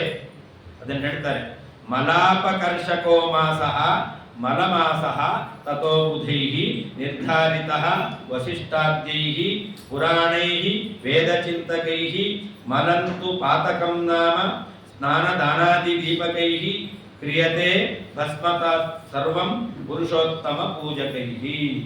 ಮಲಮಾಸ ಅಂತ ಯಾಕೆ ಕರೀತಾರೆ? ಮಲಾಪಕರ್ಷಕ ಮಾಸಃ. ಯಾವ ಮಾಸ ನಮ್ಮ ಮಲ ಅಂದ್ರೆ ಅದನ್ನು ಹೇಳ್ತಾರೆ ಮಲಂತು ಪಾತಕಂ ನಾಮ. ಮಲ ಅಂದ್ರೆ ಪಾಪವನ್ನು ಕಳೆಯುವಂತಹ ಮಾಸ, ಅದು ಮಲಮಾಸ ಅಂತ ಕರೀತಾರೆ. ಪಾಪವನ್ನು ಕಳ್ಕೊಳ್ಳೋದು ಹೇಗೆ? ಸ್ನಾನ ದಾನಾದಿ ದೀಪಕೈಹಿ. ಸ್ನಾನ, ಈ ಅಧಿಕ ಮಾಸದಲ್ಲಿ ಸ್ನಾನಕ್ಕೂ ಮಹತ್ವ ಇದೆ. ಹಾಗೆ ದಾನವನ್ನು ಕೊಡಬೇಕು. ಅದರಲ್ಲಿ ಅಪೂಪ ದಾನ ಮುಂದೆ ಹೇಳ್ತೇವೆ.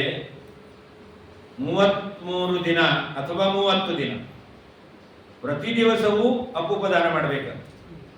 ಒಂದು ದಿವಸ ಅಪೂಪ ದಾನ ಮಾಡೋದೇ ಕಷ್ಟ. ಅದಕ್ಕೆ ನಾವೇನು ಮಾಡ್ತೇವೆ? ಮನೇಲಿ ಮಾಡಲ್ಲ, ಎಲ್ಲ ಮಠದಲ್ಲಿ ನಾವು ಗೆಸ್ಟ್ ಆಗಿ ಹೋಗಿರ್ತೇವೆ, ದಾನ ಕೊಟ್ಟು ಬರ್ತೇವೆ. ಎಲ್ಲ ತಯಾರು ಮಾಡಿರ್ತಾರೆ. ಇವತ್ತು ಎಲ್ಲ ಧರ್ಮ ಕಾರ್ಯಗಳು ಹಾಗೆ. ನಮಗೆ ಪುಣ್ಯ ಕಡಿಮೆ. ಮನೆಯಲ್ಲಿ ಮಡದಿ ಅಡಿಗೆ ಮಾಡಿ ಶ್ರಾದ್ದಕ್ಕೆ ಬಡಿಸಿದ್ರೆ ತುಂಬ ಪುಣ್ಯ ಅಂತ. ದೇವ ಪಿತೃಕಾರ್ಯಾಭ್ಯಾಂ ನ ಪ್ರಮದಿತವ್ಯಂ. ಗುರುಕುಲ ಅಧ್ಯಯನ ಮಾಡಿ ಶಿಷ್ಯ ಗುರುಕುಲವನ್ನು ಬಿಟ್ಟು ಹೋಗಬೇಕಾದರೆ ಆಚಾರ್ಯಾಯ ಪ್ರಿಯಂ ಧನಮಾಕೃತ್ಯ ಪ್ರಜಾತಂತು ಮಾ ವ್ಯವಚ್ಛೇತ್ಸೀಹಿ. ಉಪನಿಷತ್ತು ಹೇಳುತ್ತೆ, ಗುರುಗಳು ಅವನಿಗೆ ಉಪದೇಶವನ್ನು ಮಾಡುತ್ತಾರೆ. ಏನಂತ? ದೇವ ಕಾರ್ಯ ಪಿತೃಕಾರ್ಯ ಬಿಡಬೇಡ. ದೇವ ಕಾರ್ಯ ಸತ್ಯನಾರಾಯಣ ಪೂಜೆ ಎಲ್ಲಿ? ಎಲ್ಲ ರಾಯರ ಮಠದಲ್ಲಿ. ಪಿತೃಕಾರ್ಯ ಶ್ರಾದ್ದ ಮಹಾಲಯ ಎಲ್ಲಿ? ಅಥವಾ ಮಾಸಿಕ ಶ್ರಾದ್ದ ಎಲ್ಲ ಮಠಗಳಲ್ಲಿ. ನಮಗೆ ಮನೆ ಕಿರಿಕಿರಿ, ಮನಸ್ಸಿಗೆ ನೆಮ್ಮದಿ ಇಲ್ಲ ಅಂದ್ರೆ ಮಠಕ್ಕೆ ಹೋಗಿ ಬರೋಣ ಅಂತ ಹೋಗ್ತೇವೆ. ಅಲ್ಲ, ಮನೆ ಕಟ್ಕೊಂಡಿದ್ದೇ ನೆಮ್ಮದಿಯಿಂದ ಇರೋಣ ಅಂತ. ಆದರೆ ಮನೆಯಲ್ಲಿ ನೆಮ್ಮದಿ ಇಲ್ಲ, ಮಠಕ್ಕೆ ಹೋದ್ರೆ ಹಾಯಾಗಿರುತ್ತೆ ಅಂತ ಅನ್ಸುತ್ತೆ. ಯಾಕೆ? ಮನೆಯಲ್ಲಿ ಇಲ್ಲದ ನೆಮ್ಮದಿ ಆ ಮಠದಲ್ಲಿ ಯಾಕೆ ಬಂತು ಅಂತ ನೀವೇ ಪ್ರಶ್ನೆ ಹಾಕ್ಕೊಳ್ರಿ. ಮಠದಲ್ಲಿ ಎಲ್ಲ ದೇವತೆಗಳಿರ್ತಾರೆ, ಹಾಗೆ ಎಲ್ಲ ಪಿತೃಗಳು ಇರ್ತಾರೆ. ಯಾಕೆಂದ್ರೆ ಎಲ್ಲರೂ ಕಾರ್ಯ ಮಾಡೋದು ಅಲ್ಲೇನೆ. ಹಾಗಾದರೆ ನಾವು ಮನೆಯಲ್ಲಿ ನೆಮ್ಮದಿಯಿಂದ ಇರಬೇಕು ಅಂತಂದ್ರೆ ನಮ್ಮ ಮನೆಯಲ್ಲಿ ಪಿತೃಗಳು ವಾಸ ಮಾಡಬೇಕು, ಪಿತೃ ದೇವತೆಗಳು ವಾಸ ಮಾಡಬೇಕು, ದೇವತೆಗಳು ವಾಸ ಮಾಡಬೇಕು. ಮನೆಯಲ್ಲಿ ಪಿತೃಗಳಿಗೂ ವಾಸ ಇಲ್ಲ. ಈಗ ವಯಸ್ಸಾದವ್ರನ್ನ ವೃದ್ಧಾಶ್ರಮಕ್ಕೆ ತಳ್ಳಿರ್ತಾರೆ, ಕಳಿಸಿರ್ತಾರೆ ಅಂತ ಹೇಳಬಾರ್ದು, ಅವರೇ ಹೊರಗೆ ಹಾಕಿರ್ತಾರೆ.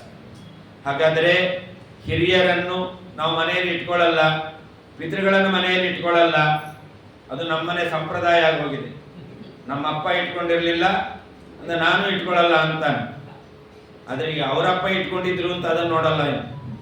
ಹಾಗಾದರೆ ನಾವು ಹಿರಿಯರನ್ನು ಮನೆಯಿಂದ ಹೊರಗಾಕ್ತಾ ಇದ್ದೇವೆ.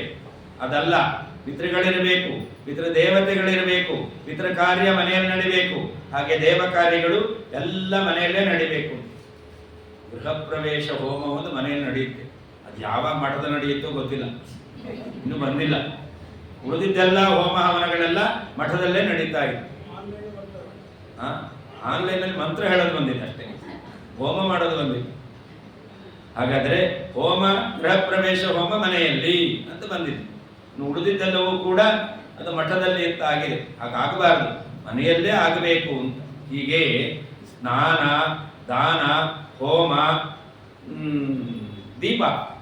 ದೀಪದಾನ ಇರ್ತಕ್ಕಂಥ ಇದೆಲ್ಲವೂ ಕೂಡ ನಮ್ಮ ಪಾಪವನ್ನು ಕಳೆಯತಕ್ಕಂಥದ್ದು. ಕ್ರಿಯತೆ ಭಸ್ಮಸ, ಇದೆಲ್ಲವನ್ನು ಮಾಡಿದ್ರೆ ನಮ್ಮ ಪಾಪವನ್ನು ಪರಿಹಾರ ಮಾಡ್ತಾ ಇದೆ.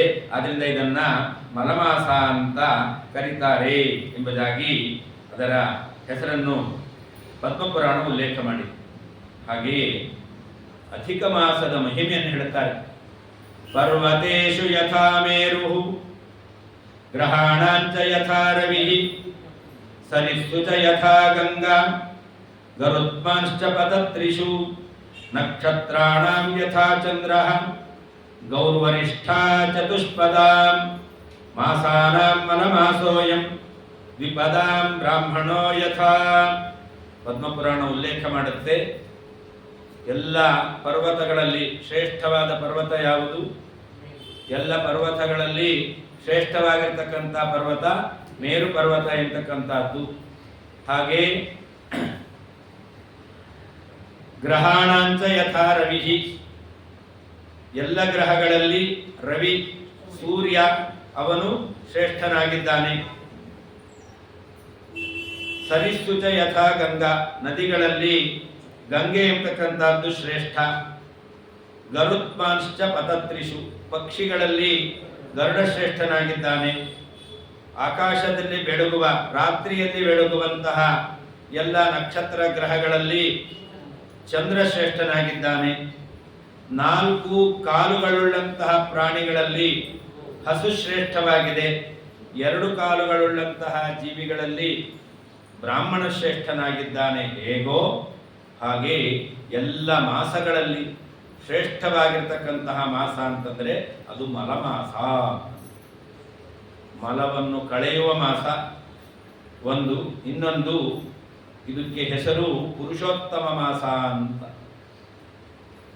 ಪರಮಾತ್ಮ ಯಸ್ಮಾಕ್ಷರಮತೀತೋಹಂ ಅಕ್ಷರಾದಪಿ ಚ ಉತ್ತಮಃ ಅತೋಸ್ಮಿ ಲೋಕೆ ವೇದೇ ಚ ಪ್ರಥಿತಃ ಪುರುಷೋತ್ತಮಃ.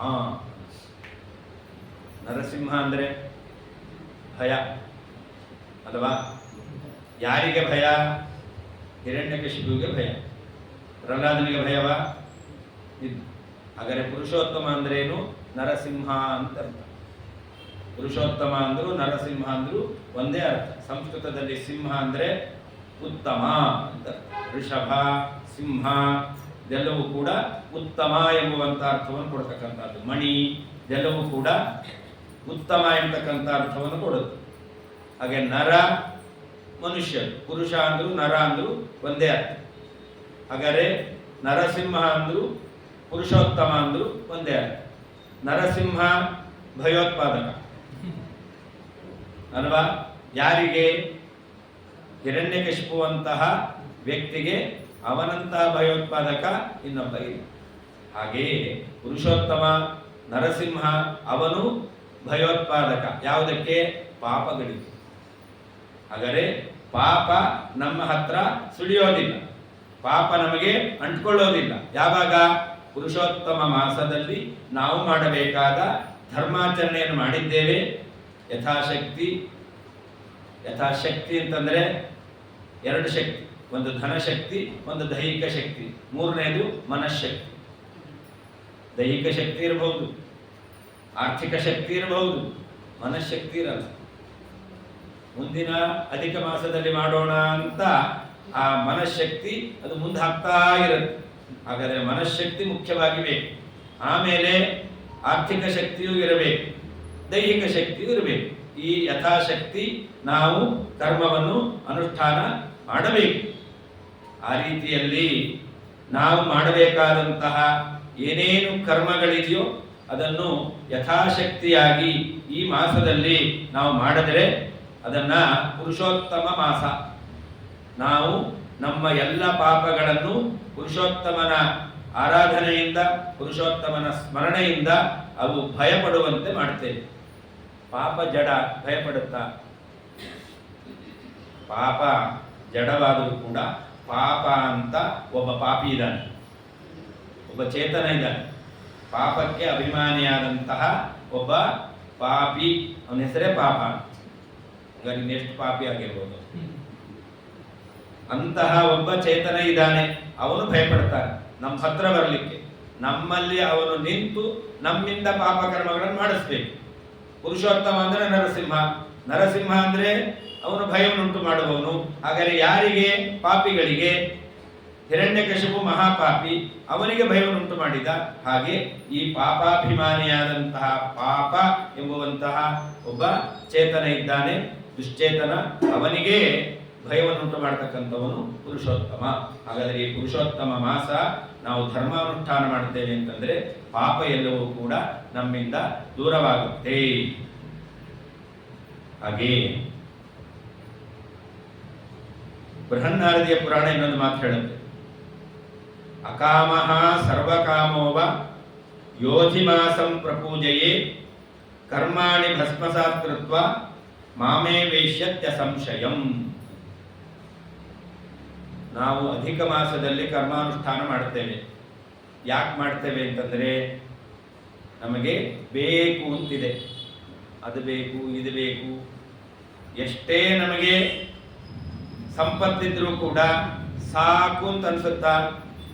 ಇನ್ನೂ ಬೇಕು ಅನ್ಸತ್ತೆ. ಹಾಗಾದರೆ ಅವನು ಸರ್ವಕಾಮ, ಎಲ್ಲ ಸಂಪತ್ತು ನನಗೆ ಇರಲಿ ಅಂತ ಬಯಸುವ, ಅಥವಾ ಇರುವಂತ ಸಂಪತ್ತು ಇನ್ನೂ ಜಾಸ್ತಿ ಆಗಲಿ ಅಂತ ಬಯಸುವ. ಅದರ ಜೊತೆಯಲ್ಲಿ ಇನ್ನೂ ಏನೇನೋ ಅವನ ಕಾಮನೆಗಳು, ಅಪೇಕ್ಷೆಗಳು ಇದ್ದೇ ಇರುತ್ತೆ. ಸರ್ವಕಾಮ, ಎಲ್ಲವನ್ನು ಪಡೆದಿದ್ರೂ ಕೂಡ ಇದು ಕಮ್ಮಿ ಎಂಬುದಾಗಿ ಭಾವಿಸಿ ಇನ್ನೂ ಬೇಕು ಅಂತ ಅಪೇಕ್ಷೆ ಇರುತ್ತೆ. ಸರ್ವಕಾಮ. ಅಕಾಮ, ಕೆಲವರಿಗೆ ಅಪೇಕ್ಷೆಯೇ ಇರಲ್ಲ. ಏನು ಅಪೇಕ್ಷೆ ಇರುತ್ತೆ? ಒಂದೇ ಅಪೇಕ್ಷೆ ಅವರಿಗೆ, ಅಂದ್ರೆ ಆಹಿತಿ ಬ್ರಹ್ಮ ಅಂತ. ಅಕಾಮ ಅಂದ್ರೆ ಅಪೇಕ್ಷೆ ಇಲ್ಲ, ಅಥವಾ ಕೇವಲ ಭಗವಂತನ ಅಪೇಕ್ಷೆ ಮಾತ್ರ ಇರುತ್ತೆ. ಮೊದಲೇ ಹೇಳಿದೆ ಅಲ್ಲ ನಾನು, BP ಬರಬೇಕು ಅಂತ. ಅದು ಏನ್ BP? ಭಗವತ್ ಪ್ರಸಾದ.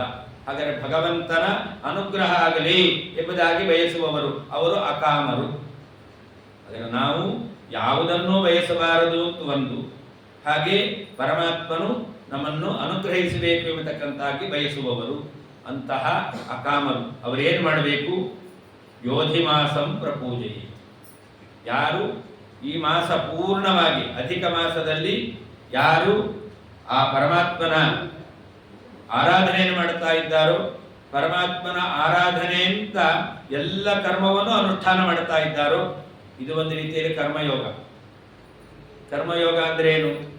ಕರ್ಮಯೋಗದಲ್ಲಿ ಕೃಷ್ಣ ಪರಮಾತ್ಮ ಎರಡು ಅಂಶವನ್ನು ಹೇಳಿದ್ದಾನೆ. ಒಂದು ಫಲಕಾಮನ ತ್ಯಾಗ, ಇನ್ನೊಂದು ವಿಹಿತ ಕರ್ಮ ಅನುಷ್ಠಾನ, ಅದನ್ನ ಭಗವಂತನ ಪೂಜಾ ಎಂಬುದಾಗಿ ಮಾಡುವುದು. ಭಗವತ್ ಪೂಜಾ ರೂಪವಾದ ವಿಹಿತ ಕರ್ಮ ಅನುಷ್ಠಾನ, ಇದು ಎರಡು ಅಂಶ ಸೇರಿದ್ರೆ ಅವಾಗ ಅದನ್ನ ಕರ್ಮಯೋಗ ಅಂತ ಕರೀತಾರೆ. ಈ ಅಧಿಕ ಮಾಸದಲ್ಲಿ ನಾವು ಕರ್ಮಯೋಗವನ್ನು ಅನುಷ್ಠಾನ ಮಾಡಬೇಕು. ಅಕಾಮ, ಫಲಾಪೇಕ್ಷೆಯನ್ನು ಬಿಡಬೇಕು. ಅಥವಾ ಸರ್ವಕಾಮ, ಸರ್ವ ಶಿವಸ್ಥಾಣು. ಸರ್ವ ಅಂದ್ರೆ ಯಾರು? ಪರಮಾತ್ಮ. ಹಾಗಾದರೆ ಅಕಾಮ ಅಂದ್ರು ಸರ್ವಕಾಮ ಅಂದ್ರು ಒಂದೇ ಅರ್ಥ. ಸರ್ವ ಅಂದ್ರೆ ಪರಮಾತ್ಮ. ಪರಮಾತ್ಮನ ಅನುಗ್ರಹ ಆಗಬೇಕು, ಪರಮಾತ್ಮನೇ ನಮಗೆ ಸಿಗಬೇಕು, ನಾವು ಪರಮಾತ್ಮನನ್ನು ನೋಡಬೇಕು ಎಂಬುದಾಗಿ ಈ ರೀತಿಯಾದ ಅಪೇಕ್ಷೆ ಉಳ್ಳವರು ಏನು ಮಾಡಬೇಕು? ವಿಹಿತವಾದ ಕರ್ಮವನ್ನು ಮಾಡಬೇಕು. ಅದೇ ರೀತಿಯಲ್ಲಿ ಅವರು ಕಾಮನಾವನ್ನು ತ್ಯಾಗ ಮಾಡಬೇಕು. ಭಗವಂತನ ಆರಾಧನೆ ಅಂತ ಕರ್ಮಾನುಷ್ಠಾನವನ್ನು ಮಾಡಿದರೆ ಕರ್ಮಾಣಿ ಭಸ್ಮಸಾತ್ ಕೃತ್ವಾ, ಎಲ್ಲ ಕರ್ಮಗಳು ನಾಶ ಆಗುತ್ತಂತೆ. ಕರ್ಮ ಅಂದ್ರೆ ಮಾಡಿದ ಕರ್ಮ ನಾಶ ಆಗುತ್ತೆ ಅಂತಲ್ಲ. ಕರ್ಮ ಅಂದ್ರೆ ಪಾಪ ಅಂತ. ಪಾಪ ಎಲ್ಲ ನಾಶ ಆಗುತ್ತೆ. ಪಾಪ ನಾಶ ಆಗೋದು ಹೇಗೆ? ನಾವು ಹೇಳುತ್ತೇವೆ, ಪಾಪಿಗಳು ನರಕಕ್ಕೆ ಹೋಗ್ತಾರೆ ಅಂತ. ಪಾಪಿಗಳು ನರಕಕ್ಕೆ ಹೋದು, ನರಕದಲ್ಲಿ ಪಾಪದ ಫಲವಾಗಿ ಶಿಕ್ಷೆ ಅನುಭವಿಸುವುದು. ಮತ್ತೆ ಅವರು ಪಾಪದ ಫಲವಾಗಿ ರೋಗಿಗಳಾಗಿಯೋ ದರಿದ್ರರಾಗಿಯೋ ಹೀನ ಜಾತಿಯಲ್ಲೋ ಹುಡ್ತಾರೆ. ಅಲ್ಲ, ಪಾಪ ಮಾಡಿದ್ರು ಹೌದು, ಪಾಪವನ್ನು ಕಳ್ಕೊಳ್ಳಿಕ್ಕೆ ನರಕಕ್ಕೆ ಹೋಗಿದ್ದ ಆಯಿತು, ನರಕದಲ್ಲಿ ದುಃಖ ಅನುಭವಿಸಿ ಆಯಿತು, ಪಾಪ ಖಾಲಿ ಆಗ್ಬೇಕಲ್ಲ. ಪಾಪ ಖಾಲಿ ಆಗಲ್ಲ. ಯಾಕೆ? ಜ್ಞಾನಾಗ್ನಿ ಸರ್ವಕರ್ಮಾಣಿ ಭಸ್ಮಸಾತ್ ಕುರುತೆ ಅರ್ಜುನ. ಕೃಷ್ಣ ಪರಮಾತ್ಮ ಹೇಳಿದ, ಪಾಪ ನಾಶ ಆಗಲ್ಲ. ಯಾವುದರಿಂದ ನಾಶ ಆಗುತ್ತೆ? ನರಕದಲ್ಲಿ ಶಿಕ್ಷೆಯನ್ನು ಅನುಭವಿಸಿದ್ರಿಂದ ಪೂರ್ಣ ಪಾಪ ನಾಶ ಆಗಲ್ಲ. ಪಾಪ ಶೇಷೇಣ ಆಯಾಂತಿ. ದೊಡ್ಡ ಪುರಾಣ ಹೇಳುತ್ತೆ ಪಾಪ ಶೇಷ ಇರುತ್ತೆ. ಹಾಗಾದರೆ ಪೂರ್ಣ ಪಾಪ ಕಳ್ಕೊಳ್ಬೇಕು ಅಂತಂದ್ರೆ ಜ್ಞಾನ ಎಂಬತಕ್ಕಂತಹ ಅಗ್ನಿಯೇ ಆಗಬೇಕು. ಆ ಜ್ಞಾನ ಎಂಬುವಂತಹ ಅಗ್ನಿ ಎಲ್ಲ ಪಾಪವನ್ನು ನಾಶ ಮಾಡುತ್ತೆ. ನಾವು ಪುರುಷೋತ್ತಮ ಮಾಸದಲ್ಲಿ ವಿಹಿತವಾದ ಕರ್ಮವನ್ನು ಅನುಷ್ಠಾನ ಮಾಡಿದರೆ ನಮ್ಮ ಮನಸ್ಸು ಶುದ್ಧವಾಗಿ ಮನಸ್ಸಿನಲ್ಲಿ ಪರಮಾತ್ಮನ ಜ್ಞಾನ ಎಂಬತಕ್ಕಂತಹ ಅಗ್ನಿ ಅದು ಉತ್ಪತ್ತಿ ಆಗುತ್ತೆ. ಯಾವಾಗ ನಮ್ಮ ಮನಸ್ಸಿನಲ್ಲಿ ಜ್ಞಾನ ಎಂಬತಕ್ಕಂತಹ ಅಗ್ನಿ ಉತ್ಪನ್ನವಾಯಿತೋ ಅಗ್ನಿ ಏನ್ ಮಾಡುತ್ತೆ? ನೀವು ಪಾತ್ರೆಯನ್ನು ಹಾಲಿಲ್ಲ ಅಂತ ಬಗ್ಗಿಸ್ತೀರ, ಎಷ್ಟೇ ಬಗ್ಗಿಸಿದ್ರೂ ಕೂಡ ಆ ಪಾತ್ರೆಯಲ್ಲಿ ಹಾಲಿನ ಕಣ ಅಂಟ್ಕೊಂಡಿರುತ್ತೆ. ಎಣ್ಣೆ ಪಾತ್ರೆಯಲ್ಲಿ ದೀಪದ ಎಣ್ಣೆಯನ್ನು ಹಾಕಿರ್ತೀರ. ಆ ದೀಪದ ಎಣ್ಣೆ ಖಾಲಿ ಆಯಿತು ಅಂತ ಅದನ್ನು ಬಗ್ಗಿಸ್ತೀರ. ಒಂದು ಹನಿ ಎಣ್ಣೆ ಅದು ವ್ಯರ್ಥ ಆಗಬಾರ್ದು ಅಂತ ಹೇಳಿ ಪ್ಲಾಸ್ಟಿಕ್ ಕವರಲ್ಲಿ ಬಂದಂತ ಎಣ್ಣೆಯನ್ನು ತಲೆ ಕೆಳಗಾಗಿ ಇಟ್ಟಿರ್ತೀರ. ಆ ಎಣ್ಣೆ ಒಂದು ಹನಿ ಇಲ್ಲ, ಯಾಕೆ 5 ದಿವಸ ಇಟ್ಟಿದ್ದವನು. ಆ 5 ದಿವಸ ಇಟ್ಟಿದ್ರಿಂದ ಒಂದು ಹನಿ ಇಲ್ಲ. ಆದ್ರೆ ಆ ಎಣ್ಣೆ ಕವರಲ್ಲಿ ನೀವು ಬೇರೆ ಏನಾದ್ರೂ ಹಾಕ್ತೀರಾ? ಅಲ್ಲಿ ಎಣ್ಣೆ ಖಾಲಿ ಆಗಿದೆ ಅಂತೀರಾ. ಆದರೆ ಖಾಲಿಯಾಗಿದ್ರು ಕವರಲ್ಲಿ ಎಣ್ಣೆ ಅಂಟ್ಕೊಂಡಿದೆ. ಆ ಎಣ್ಣೆಯನ್ನು ನೀವು ಎಷ್ಟೇ ಬಗ್ಗಿಸಿದ್ರು ಕೂಡ ವರ್ಷ ಇಡೀ ಇಡ್ರಿ, ಆ ಎಣ್ಣೆ ಅದು ಖಾಲಿಯಾಗಿದೆ ಅಂತೀರಾ, ಅಂಟ್ಕೊಂಡಿದ್ದು ಹೋಗಲ್ಲ. ಹಾಗೆ ನರಕದಲ್ಲಿ ನಾವು ಶಿಕ್ಷೆ ಅನುಭವಿಸಿದ್ರು ಕೂಡ ನಮ್ಮ ಪಾಪ ಖಾಲಿಯಾಗಿರುತ್ತೆ. ಎಷ್ಟು ಖಾಲಿಯಾಗಿರುತ್ತೆ? ಎಣ್ಣೆ ಕವರಲ್ಲಿ ಎಣ್ಣೆ ಖಾಲಿ ಆದಷ್ಟು. ಆದರೆ ಎಣ್ಣೆ ಕವರಲ್ಲಿ ಎಣ್ಣೆ ಖಾಲಿಯಾಗಿರುತ್ತಾ? ಮುಟ್ಟಿದ್ರೆ ಅಂಟ್ಕೊಂಡೇ ಇರುತ್ತೆ, ಕೈ ತೊಳ್ಕೊಳ್ಳೇಬೇಕು. ಹಾಗೆ ಪಾಪವು ಕೂಡ ನಮ್ಮಲ್ಲಿ ಮನಸ್ಸಿನಲ್ಲಿ ಅಂಟ್ಕೊಂಡೇ ಇರುತ್ತೆ. ಅದನ್ನು ನಾವು ಕಳ್ಕೊಳ್ಬೇಕು. ಅದನ್ನು ಕಳ್ಕೊಳ್ಳಿಕ್ಕೆ ಹೇಗೆ? ಪ್ಲಾಸ್ಟಿಕ್ ಕವರನ್ನ ಎಣ್ಣೆ ಇಲ್ಲದಂತೆ ಮಾಡಬೇಕು ಅಂದ್ರೆ ಸಬೀನ ಹಾಕ್ಬೇಕು, ಪ್ರಿಲ್ ಹಾಕ್ಬೇಕು, ಏನೋ ಒಂದು ಹಾಕ್ಬೇಕು. ಸೀಗೆಕಾಯಿ ಹಾಕ್ತಿರೋ, ಅಂಟ್ವಾಳ್ಕಾಯಿ ಹಾಕ್ತಿರೋ, ಅಥವಾ ಕೊನೆ ಹಿಟ್ಟಾದ್ರೂ ಆಯ್ತು, ಕಡಲೆ ಹಿಟ್ಟು ಹಾಕಿದ್ರೂ ಹೋಗುತ್ತೆ. ಅಂತೂ ಅದಕ್ಕೆ ವಿರೋಧಿಯಾದದ್ದು ಯಾವುದಿದೆಯೋ ಅದನ್ನು ಹಾಕಬೇಕು.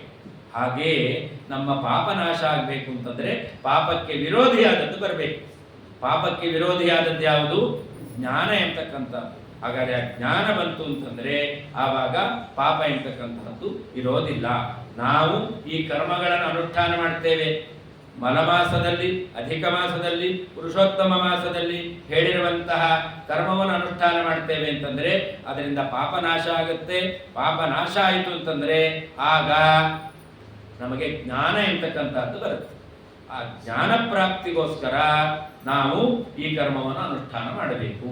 ಅದನ್ನು ಹೇಳ್ತಾರೆ, ಕರ್ಮಾಣಿ ಭಸ್ಮಸಾತ್ ಕೃತ್ವ ಮಾಮೇ ವೇಶ್ಯತ್ಯ ಸಂಶಯ.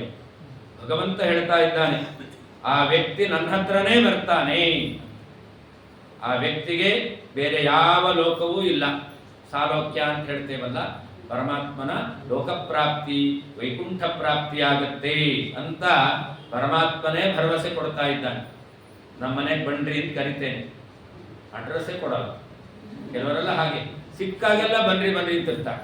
ಫೋನ್ ನಂಬರ್ ಕೊಡಲ್ಲ, ಅಡ್ರೆಸ್ ಕೊಡಲ್ಲ. ಆಚಾರ್ಯ ನೀವು ನಮ್ಮ ಮನೆಗೆ ಬರಲೇ, ಆಚಾರ್ಯ ನಿಮ್ಮ ಮನೆಗೆ ಬರಲ್ಲ, ಎಲ್ಲಿ ಬರೋದು ಅಲ್ವಾ? ಹಾಗಾದ್ರೆ ದೇವರು ಹೇಳ್ತಾನೆ ನನ್ನ ಮನೆಗೆ ಬನ್ರಿ ಅಲ್ಲ, ದೇವ್ರ ಅಡ್ರೆಸ್ ಕೊಡ್ಬೇಕಲ್ಲ. ಅದಕ್ಕೆ ದೇವ್ರು ಹೇಳ್ತಾನೆ, ನನ್ನ ಮನೆಗೆ ಬರಬೇಕು ಅಂದ್ರೆ ದಾರಿ ಹೇಳ್ತೇನೆ ಬನ್ರಿ ಅಂತ. ಯಾವುದು ದಾರಿ?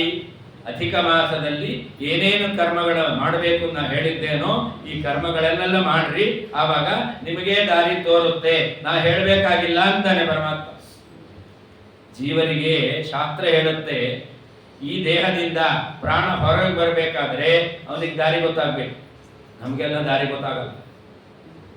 ಅಧೋ ಮಾರ್ಗೇಣ ಗಚ್ಚಂತಿ, ಗರುಡ ಪುರಾಣ ಹೇಳುತ್ತೆ, ಅವರು ಮಲಮೂತ್ರ ವಿಸರ್ಜನೆ ಮಾಡುವ ದ್ವಾರದಿಂದ ಹೊರಗೆ ಬರ್ತಾರೆ.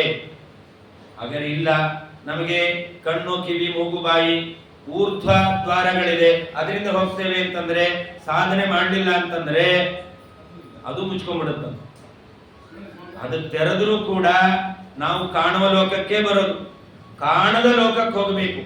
ಯಾವ ದಾರಿಯಲ್ಲಿ ಹೋದರೆ ಕಾಣದ ಲೋಕಕ್ಕೆ ಹೋಗ್ತೇವೆ, ಕಾಣದ ಮಾರ್ಗದಲ್ಲಿ ಹೋದರೆ ನಾವು ಕಾಣದ ಲೋಕಕ್ಕೆ ಹೋಗ್ತೇವೆ. ಕಾಣದ ಮಾರ್ಗ ಯಾವುದು? ಶತಂಚ ಏಕಾಚ ಹೃದಯಸ್ಯ ನಾಡ್ಯ ತಾಸಾಂ ಮೂರ್ಧಾನಂ ಅಭಿನಿಸೃತ ಏಕ ತಯಾ ಊರ್ಧ್ವಂ ಆಯನ್ ಅಮೃತತ್ವಮೇತಿ. ಶ್ರುತಿ ಹೇಳುತ್ತೆ, ಕಾಣದ ಒಂದು ದಾರಿ ಇದೆ. ನಮ್ಮ ಶರೀರದಲ್ಲಿ 101 ಪ್ರಧಾನವಾದ ನಾಡಿಗಳಿದೆ.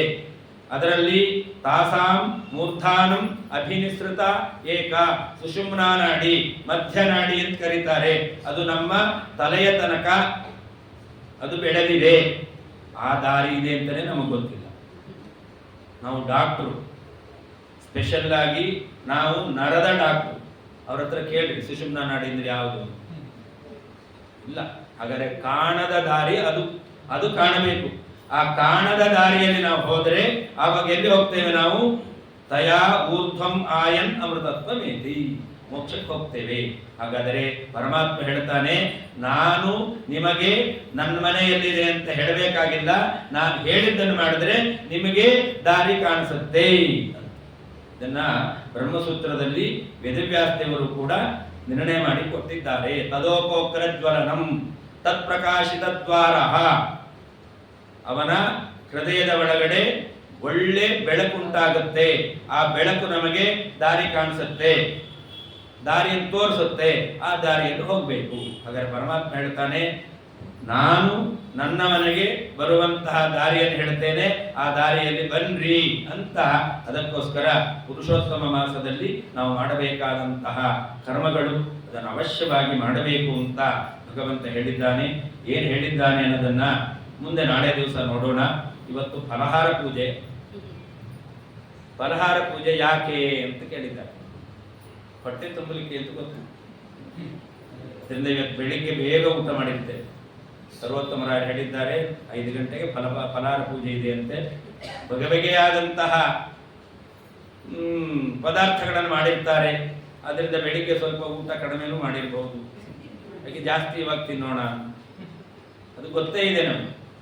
ಫಲಹಾರ ನಿಜವಾಗಿ ನಾವು ಫಲಹಾರ ಪೂಜೆಯನ್ನು ಮಾಡ್ತೇವೆ. ಫಲಹಾರ ಪೂಜೆ ಅಂದ್ರೆ ಏನು? ನಾವು ಮಾಡ್ಕೊಂಡು ತಿನ್ನೋದಲ್ಲ, ಹೌದೌದು. ಹಾಗಾದ್ರೆ ಯಾರಾದರೂ ಒಬ್ರು ಅದಕ್ಕೆ ಪ್ರಾಯೋಜಕರು ಇರ್ತಾರೆ. ಆ ಆಯೋಜಕರು ಅದನ್ನ ಆಯೋಜನೆ ಮಾಡ್ತಾರೆ, ಪ್ರಾಯೋಜಕರು ಪ್ರಾಯೋಜನೆ ಮಾಡ್ತಾರೆ. ಪ್ರಾಯೋಜಕರು ದುಡ್ಡು ಕೊಡ್ತಾರೆ, ಅವರು ಪ್ರಾಯೋಜಕರು. ಆಯೋಜಕರು ಸರ್ವೋತ್ತಮರಾವರು, ಈ ಸಂಸ್ಥೆಯ ಪದಾಧಿಕಾರಿಗಳು, ಅವರೆಲ್ಲ ಆಯೋಜಕರು. ಆಯೋಜಕರು ಅಂದ್ರೆ ಕೆಲಸ ಮಾಡುವುದು. ಪ್ರಾಯೋಜಕರು ಅಂತಂದ್ರೆ ಆ ಪ್ರೇರಣೆ ಕೊಡುವವರು, ಆರ್ಥಿಕವಾಗಿ ಸಹಾಯ ಮಾಡುವವರು ಪ್ರಾಯೋಜಕರು. ಆ ಪ್ರಾಯೋಜಕರಿಗೆ ಏನು ಅಭಿಪ್ರಾಯ ಇರುತ್ತೆ ಅವರು ತೋರಿಸುದು. ರಾಘವೇಂದ್ರ ರಾವ್ ಒಳ್ಳೆಯ ಹೆಸರಿಟ್ಕೊಂಡಿದ್ದಾರೆ, ರಾಘವೇಂದ್ರ ಅಂತ. ಹಾಗಾದ್ರೆ ಯಾಕೆ ಮಾಡ್ತೀರಾ ಪ್ರಶ್ನೆ. ನಮ್ಮ ಸಿದ್ಧಾಂತದಲ್ಲಿ ಯಾವುದೇ ವ್ಯಕ್ತಿಗಳಿಗೆ ನಾವು ಒಂದು ಆಹಾರವನ್ನು ಕೊಡ್ತೇವೆ ಅಂತಂದ್ರೆ ಅದು ವ್ಯಕ್ತಿಗೆ ಕೊಟ್ಟದ್ದಲ್ಲ. ಅಶ್ನಾಮಿ ಪ್ರಯತಾತ್ಮನ, ಭಗವಂತ ಹೇಳ್ತಾನೆ ನನಗೆ ಕೊಡಬೇಕು. ಎಲ್ಲಿ ಕೊಡಬೇಕು ಅಂತಂದ್ರೆ ಅಶ್ನಾಮಿ ವಿಪ್ರಾಗ್ನಿ ಜಿಹ್ವಾಭ್ಯಾಮ್. ನನಗೆ 2 ನಾಲಿಗೆ, ನಮ್ಗೆ ಒಂದೇ ನಾಲಿಗೆ ಇದ್ರೆ ಎಷ್ಟು ನಾಲಿಗೆ ಕೆಲಸ ಮಾಡ್ತೇವೆ ನಾವು. ಆದ್ರೆ ದೇವ್ರು ಹೇಳ್ತಾನೆ ನನಗೆ 2 ನಾಲಿಗೆ. ಲೋಕದಲ್ಲಿ ಹೇಳ್ತೇವೆ ನಾವು 2 ನಾಲಿಗೆ ಅವ್ರು ನಂಬೇಡ್ರಿ. 1 ನಾಲಿಗೆ ಇದ್ದವ್ರು 2 ನಾಲಿಗೆ ಕೆಲಸ ಮಾಡ್ತಾರೆ, ಅದರಿಂದ ಅವ್ರು ನಂಬೇಡ್ರಿ. ದೇವ್ರು ಹೇಳ್ತಾನೆ ನನ್ನ ನಂಬ್ರಿ, ನನಗೆ 2 ನಾಲಿಗೆ ಇದೆ ಅಂತ. 2 ನಾಲಿಗೆ ಇದೆ ಅಂತ ನನ್ನ ನಂಬೇಡಿ ಅಂತಲ್ಲ, ನನ್ನ ನಂಬ್ರಿ ಅಂತ. ಒಂದು ಅಗ್ನಿ ಅಂತಕ್ಕಂಥದ್ದು ಭಗವಂತನ ನಾಲಿಗೆ, ಇನ್ನೊಂದು ವಿಪ್ರ ಅನ್ನೋದು ಭಗವಂತನ ನಾಲಿಗೆ. ವಿಪ್ರ ಅಂದ್ರೆ ಯಾರು? ವಿಪ್ರ ಅಂದ್ರೆ ದೇವರನ್ನು ತಿಳಿದವರು. ವಿ ಅಂದ್ರೆ ಪರಮಾತ್ಮ ಅಂತ ಅರ್ಥ, ಪ್ರ ಅಂದ್ರು ಪರಮಾತ್ಮ ಅಂತ ಅರ್ಥ. ವಿಪ್ರ ಅಂದ್ರೆ ಪರಮಾತ್ಮ. ಅದ್ಯಾಕೆ? ಆಕಾಯ ಪ್ರವಿ ಸಂಭೂಮ ಸಖಾಹ ವಿಷ್ಣುವಾಚಕಾಹ. ಇದು ಏಕಾಕ್ಷರ ಕೋಶದಲ್ಲಿ ವಿ ಅಂದ್ರು ಪರಮಾತ್ಮ, ಪ್ರ ಅಂದ್ರು ಪರಮಾತ್ಮ ಅಂತ ಅರ್ಥ. ಹಾಗಾದರೆ ಪರಮಾತ್ಮನು ನಾವು ತಿಳಿದಿದ್ದೇವೆ. ಆದರೆ ನಾವು ತಿಳಿದದಕ್ಕಿಂತ ವಿಶೇಷವಾಗಿ ಯಾರು ತಿಳಿದಿದ್ದಾರೋ ಅವರನ್ನು ವಿಪ್ರರು. ಯಾರು ಮಹಿಳೆಯರಾಗಿದ್ದರೂ ಕೂಡ ಅವರು ವಿಪ್ರ ಅಂತ ಅನ್ನಿಸ್ಕೊಳ್ತಾರೆ. ಯಾಕೆ ಅಂತಂದ್ರೆ ಅವರು ಕೂಡ ಲಕ್ಷ್ಮೀ ಶೋಭಾನ, ಹರಿಕಥಾಮೃತ ಸಾರ, ಮಧ್ವನಾಮ ಅನೇಕ ಈ ಕೃತಿಗಳ ಮೂಲಕ ಪರಮಾತ್ಮನನ್ನು ಚೆನ್ನಾಗಿ ತಿಳಿದಿದ್ದಾರೆ. ಏನೇ ಕ್ವಿಜ್ ಇಡ್ರಿ ನಾನೇ ಫಸ್ಟ್ ಬರ್ತೇನೆ ಎನ್ನುವಂತ ಆ ಆತ್ಮವಿಶ್ವಾಸ ಬೆಳೆಸ್ಕೊಂಡಿದ್ದಾರೆ. ಹಾಗಾದರೆ ಅವರು ವಿಪ್ರರಾಗ್ತಾರೆ, ಭಗವಂತನನ್ನು ಚೆನ್ನಾಗಿ ತಿಳಿದವರು. ಹಾಗೆಯೇ ಯಾರು ಪುರುಷರಾಗಿದ್ದಾರೋ ಅವರು ಶಾಸ್ತ್ರಾಧ್ಯಯನದ ಮೂಲಕ ಅಂದ ಮಾತ್ರಕ್ಕೆ ಅವರು ಹರಿಕಥಾಮೃತಾರ ಓದಬಾರದು, ಲಕ್ಷ್ಮೀ ಶೋಭಾನ ಮುಟ್ಟಬಾರದು, ಮಧ್ವನಾಮ ಅಂತಕ್ಕ ನಮ್ಗೆ ಅಲ್ಲವೇ ಅಲ್ಲ ಅಂತಲ್ಲ. ಅದನ್ನು ಕೂಡ ಅರ್ಥ ಮಾಡಿಕೊಳ್ಬೇಕು. ಅದಕ್ಕೆ ಶಾಸ್ತ್ರದ ಆಧಾರವನ್ನು ಸರಿಯಾಗಿ ತಿಳ್ಕೊಳ್ಬೇಕು. ಈ ರೀತಿಯಲ್ಲಿ ಯಾರು ತಿಳಿದಿದ್ದಾರೋ ಅವರೆಲ್ಲ ವಿಪ್ರರು. ಹಾಗಾದರೆ ಭಗವಂತ ನಾವು ಮಾಡಿದ್ದನ್ನೆಲ್ಲ ಸ್ವೀಕಾರ ಮಾಡಬೇಕು ಅಂತ. ನಮಗೆ ದೇವರು ಸ್ವೀಕಾರ ಮಾಡಲ್ಲ ಅಂತ ಸಂತೋಷ. ನಾವು ಬಿಟ್ಟಿದ್ದನ್ನ ಮಧ್ವಪತಿ ದಾಸರು ಯಾವ ರೀತಿಯಲ್ಲಿ ಭಗವಂತನಿಗೆ ಅರ್ಪಣೆ ಮಾಡಿದ್ದನ್ನು ದೇವರೇ ಸ್ವೀಕಾರ ಮಾಡಿಬಿಟ್ನೋ ಹಾಗೆ ಸ್ವೀಕಾರ ಮಾಡ್ತಿದ್ರೆ ದೇವರಿಗೆ ದೂರದಿಂದ ನಾವು ನೈವೇದ್ಯ ಅಂತ ಇದ್ದೇವೆ ಅಷ್ಟೇ ಹೊರತು ದೇವರಿಗೆ ಸಮರ್ಪಣೆ ಮಾಡ್ತಿರ್ಲಿಲ್ಲ. ಆದರೆ ದೇವರು ಸ್ವೀಕಾರ ಮಾಡಬೇಕು ಅಂತ ನಮ್ಮ ಅಪೇಕ್ಷೆ ಇದೆ. ದೇವರು ಸ್ವೀಕಾರ ಮಾಡ್ತಾನೆ. ನಮ್ಮ ಅನುಸಂಧಾನ ದೇವರಿಗೆ ನಾವು ಸಮರ್ಪಣೆ ಮಾಡಲಿಕ್ಕಿಟ್ಟಂತ ಪದಾರ್ಥ ಅದನ್ನು ಇಟ್ಟಿರ್ತೇವೆ, ಕಣ್ಣು ಮುಚ್ಕೊಳ್ತೇವೆ, ದೇವರು ಸ್ವೀಕಾರ ಮಾಡ್ತಾನೆ. ಅಲ್ಲ ಅಷ್ಟೇ ಇದೆಯಲ್ಲ, ಗ್ರಾಮ್ ಬೇಕಾದ್ರೆ ತೂಕ ಮಾಡಿ ಇಡ್ರಿ, ದೇವರಿಗೆ ಸಮರ್ಪಣೆ ಮಾಡಿ ಇಡಬೇಕಾದ್ರೆ ಎಷ್ಟು ಗ್ರಾಮ್ ಇಟ್ಟಿದ್ದೇನೆ ಅಂತ ನೋಡ್ರಿ, ಅಷ್ಟೇ ಗ್ರಾಮ್ ಇರುತ್ತೆ. 1 ಗ್ರಾಮ್ ಕಡಿಮೆ ಆಗಿರೋದು, 1 ಮಿಲಿ ಕಡಿಮೆ ಆಗಿರೋದು. ಮತ್ತೇನು ದೇವರು ಸ್ವೀಕಾರ ಮಾಡಿದ್ರು? ದೇವರು ಸ್ವೀಕಾರ ಮಾಡ್ತಾನೆ. ಹೇಗೆ ಸ್ವೀಕಾರ ಮಾಡ್ತಾನೆ? ಈ ಪುಸ್ತಕ ಇದೆ, ಈ ಪುಸ್ತಕ ನಿಮ್ಮ ಕೈಯಲ್ಲಿ ಕೊಟ್ಟೆ, ಇದರಲ್ಲಿ ಯಾವುದೋ ಒಂದು ಶ್ಲೋಕ, ಈ ಶ್ಲೋಕವನ್ನು ನೀವು ಬಾಯಾಟ್ ಮಾಡ್ರಿ ಅಂತ ಹೇಳಿದೆ, ನಿಮ್ಮ ಬಾಯಿಗೆ ಬಂತು. ಈ ಪುಸ್ತಕದ ಶ್ಲೋಕ ಇದೆಯೇ ಇಲ್ವೋ? ಹಾಗಾದರೆ ಈ ಪುಸ್ತಕ ಅದರಲ್ಲಿರ್ತಕ್ಕಂಥ ಶ್ಲೋಕ ಪುಸ್ತಕದಲ್ಲೇ ಇದೆ, ಆದರೆ ಅದು ನಿಮ್ಮ ತಲೆಗೆ ಬಂತು. ಹಾಗಾದರೆ ಪುಸ್ತಕದಲ್ಲಿದ್ದಂಥ ಶ್ಲೋಕ ಖಾಲಿ ಆಯಿತು, ಆಮೇಲೆ ನನ್ನ ತಲೆಗೆ ಬಂತು ಅಂತಿದೆಯಾ? ಇಲ್ಲ. ಹಾಗೆ ದೇವರು ಕೂಡ ನಾವು ಇಟ್ಟ ಪದಾರ್ಥವನ್ನು ಸ್ವೀಕಾರ ಮಾಡ್ತಾನೆ. ಸ್ವೀಕಾರ ಮಾಡಿದಂತಹ ಪದಾರ್ಥದಲ್ಲಿ 1 ಮಿಲಿ ಕಡಿಮೆ ಆಗಲಿಲ್ಲ ಅಂದ್ರೆ ಭಗವಂತ ಸ್ವೀಕಾರ ಮಾಡಿಲ್ಲ ಅಂತಲ್ಲ, ಭಗವಂತ ಸ್ವೀಕಾರ ಮಾಡ್ತಾನೆ. ಹೇಗೆ ಸ್ವೀಕಾರ ಮಾಡ್ತಾನೆ? ನಮಗೇನೆ ಪುಸ್ತಕದಲ್ಲಿ ಅಕ್ಷರ ಅದು ನಾಶ ಆಗದ ಹಾಗೆ ಅದನ್ನ ಪಡ್ಕೊಳ್ಳುವಂತ ಶಕ್ತಿ ದೇವರು ನಮಗೆ ಕೊಟ್ಟಿದ್ದಾನೆ ಅಂತಂದ್ರೆ ದೇವರಿಗೆ ಅಲ್ಲಿರುವಂತ ಪದಾರ್ಥ ಕಡಿಮೆ ಆಗದ ಹಾಗೆ ಸ್ವೀಕಾರ ಮಾಡುವಂತ ಶಕ್ತಿ ದೇವರಿಗಿಲ್ವಾ? ಹಾಗೆ ದೇವರು ನಮಗೊಂದು ಎಕ್ಸಾಂಪಲ್ ಕೊಟ್ಟ.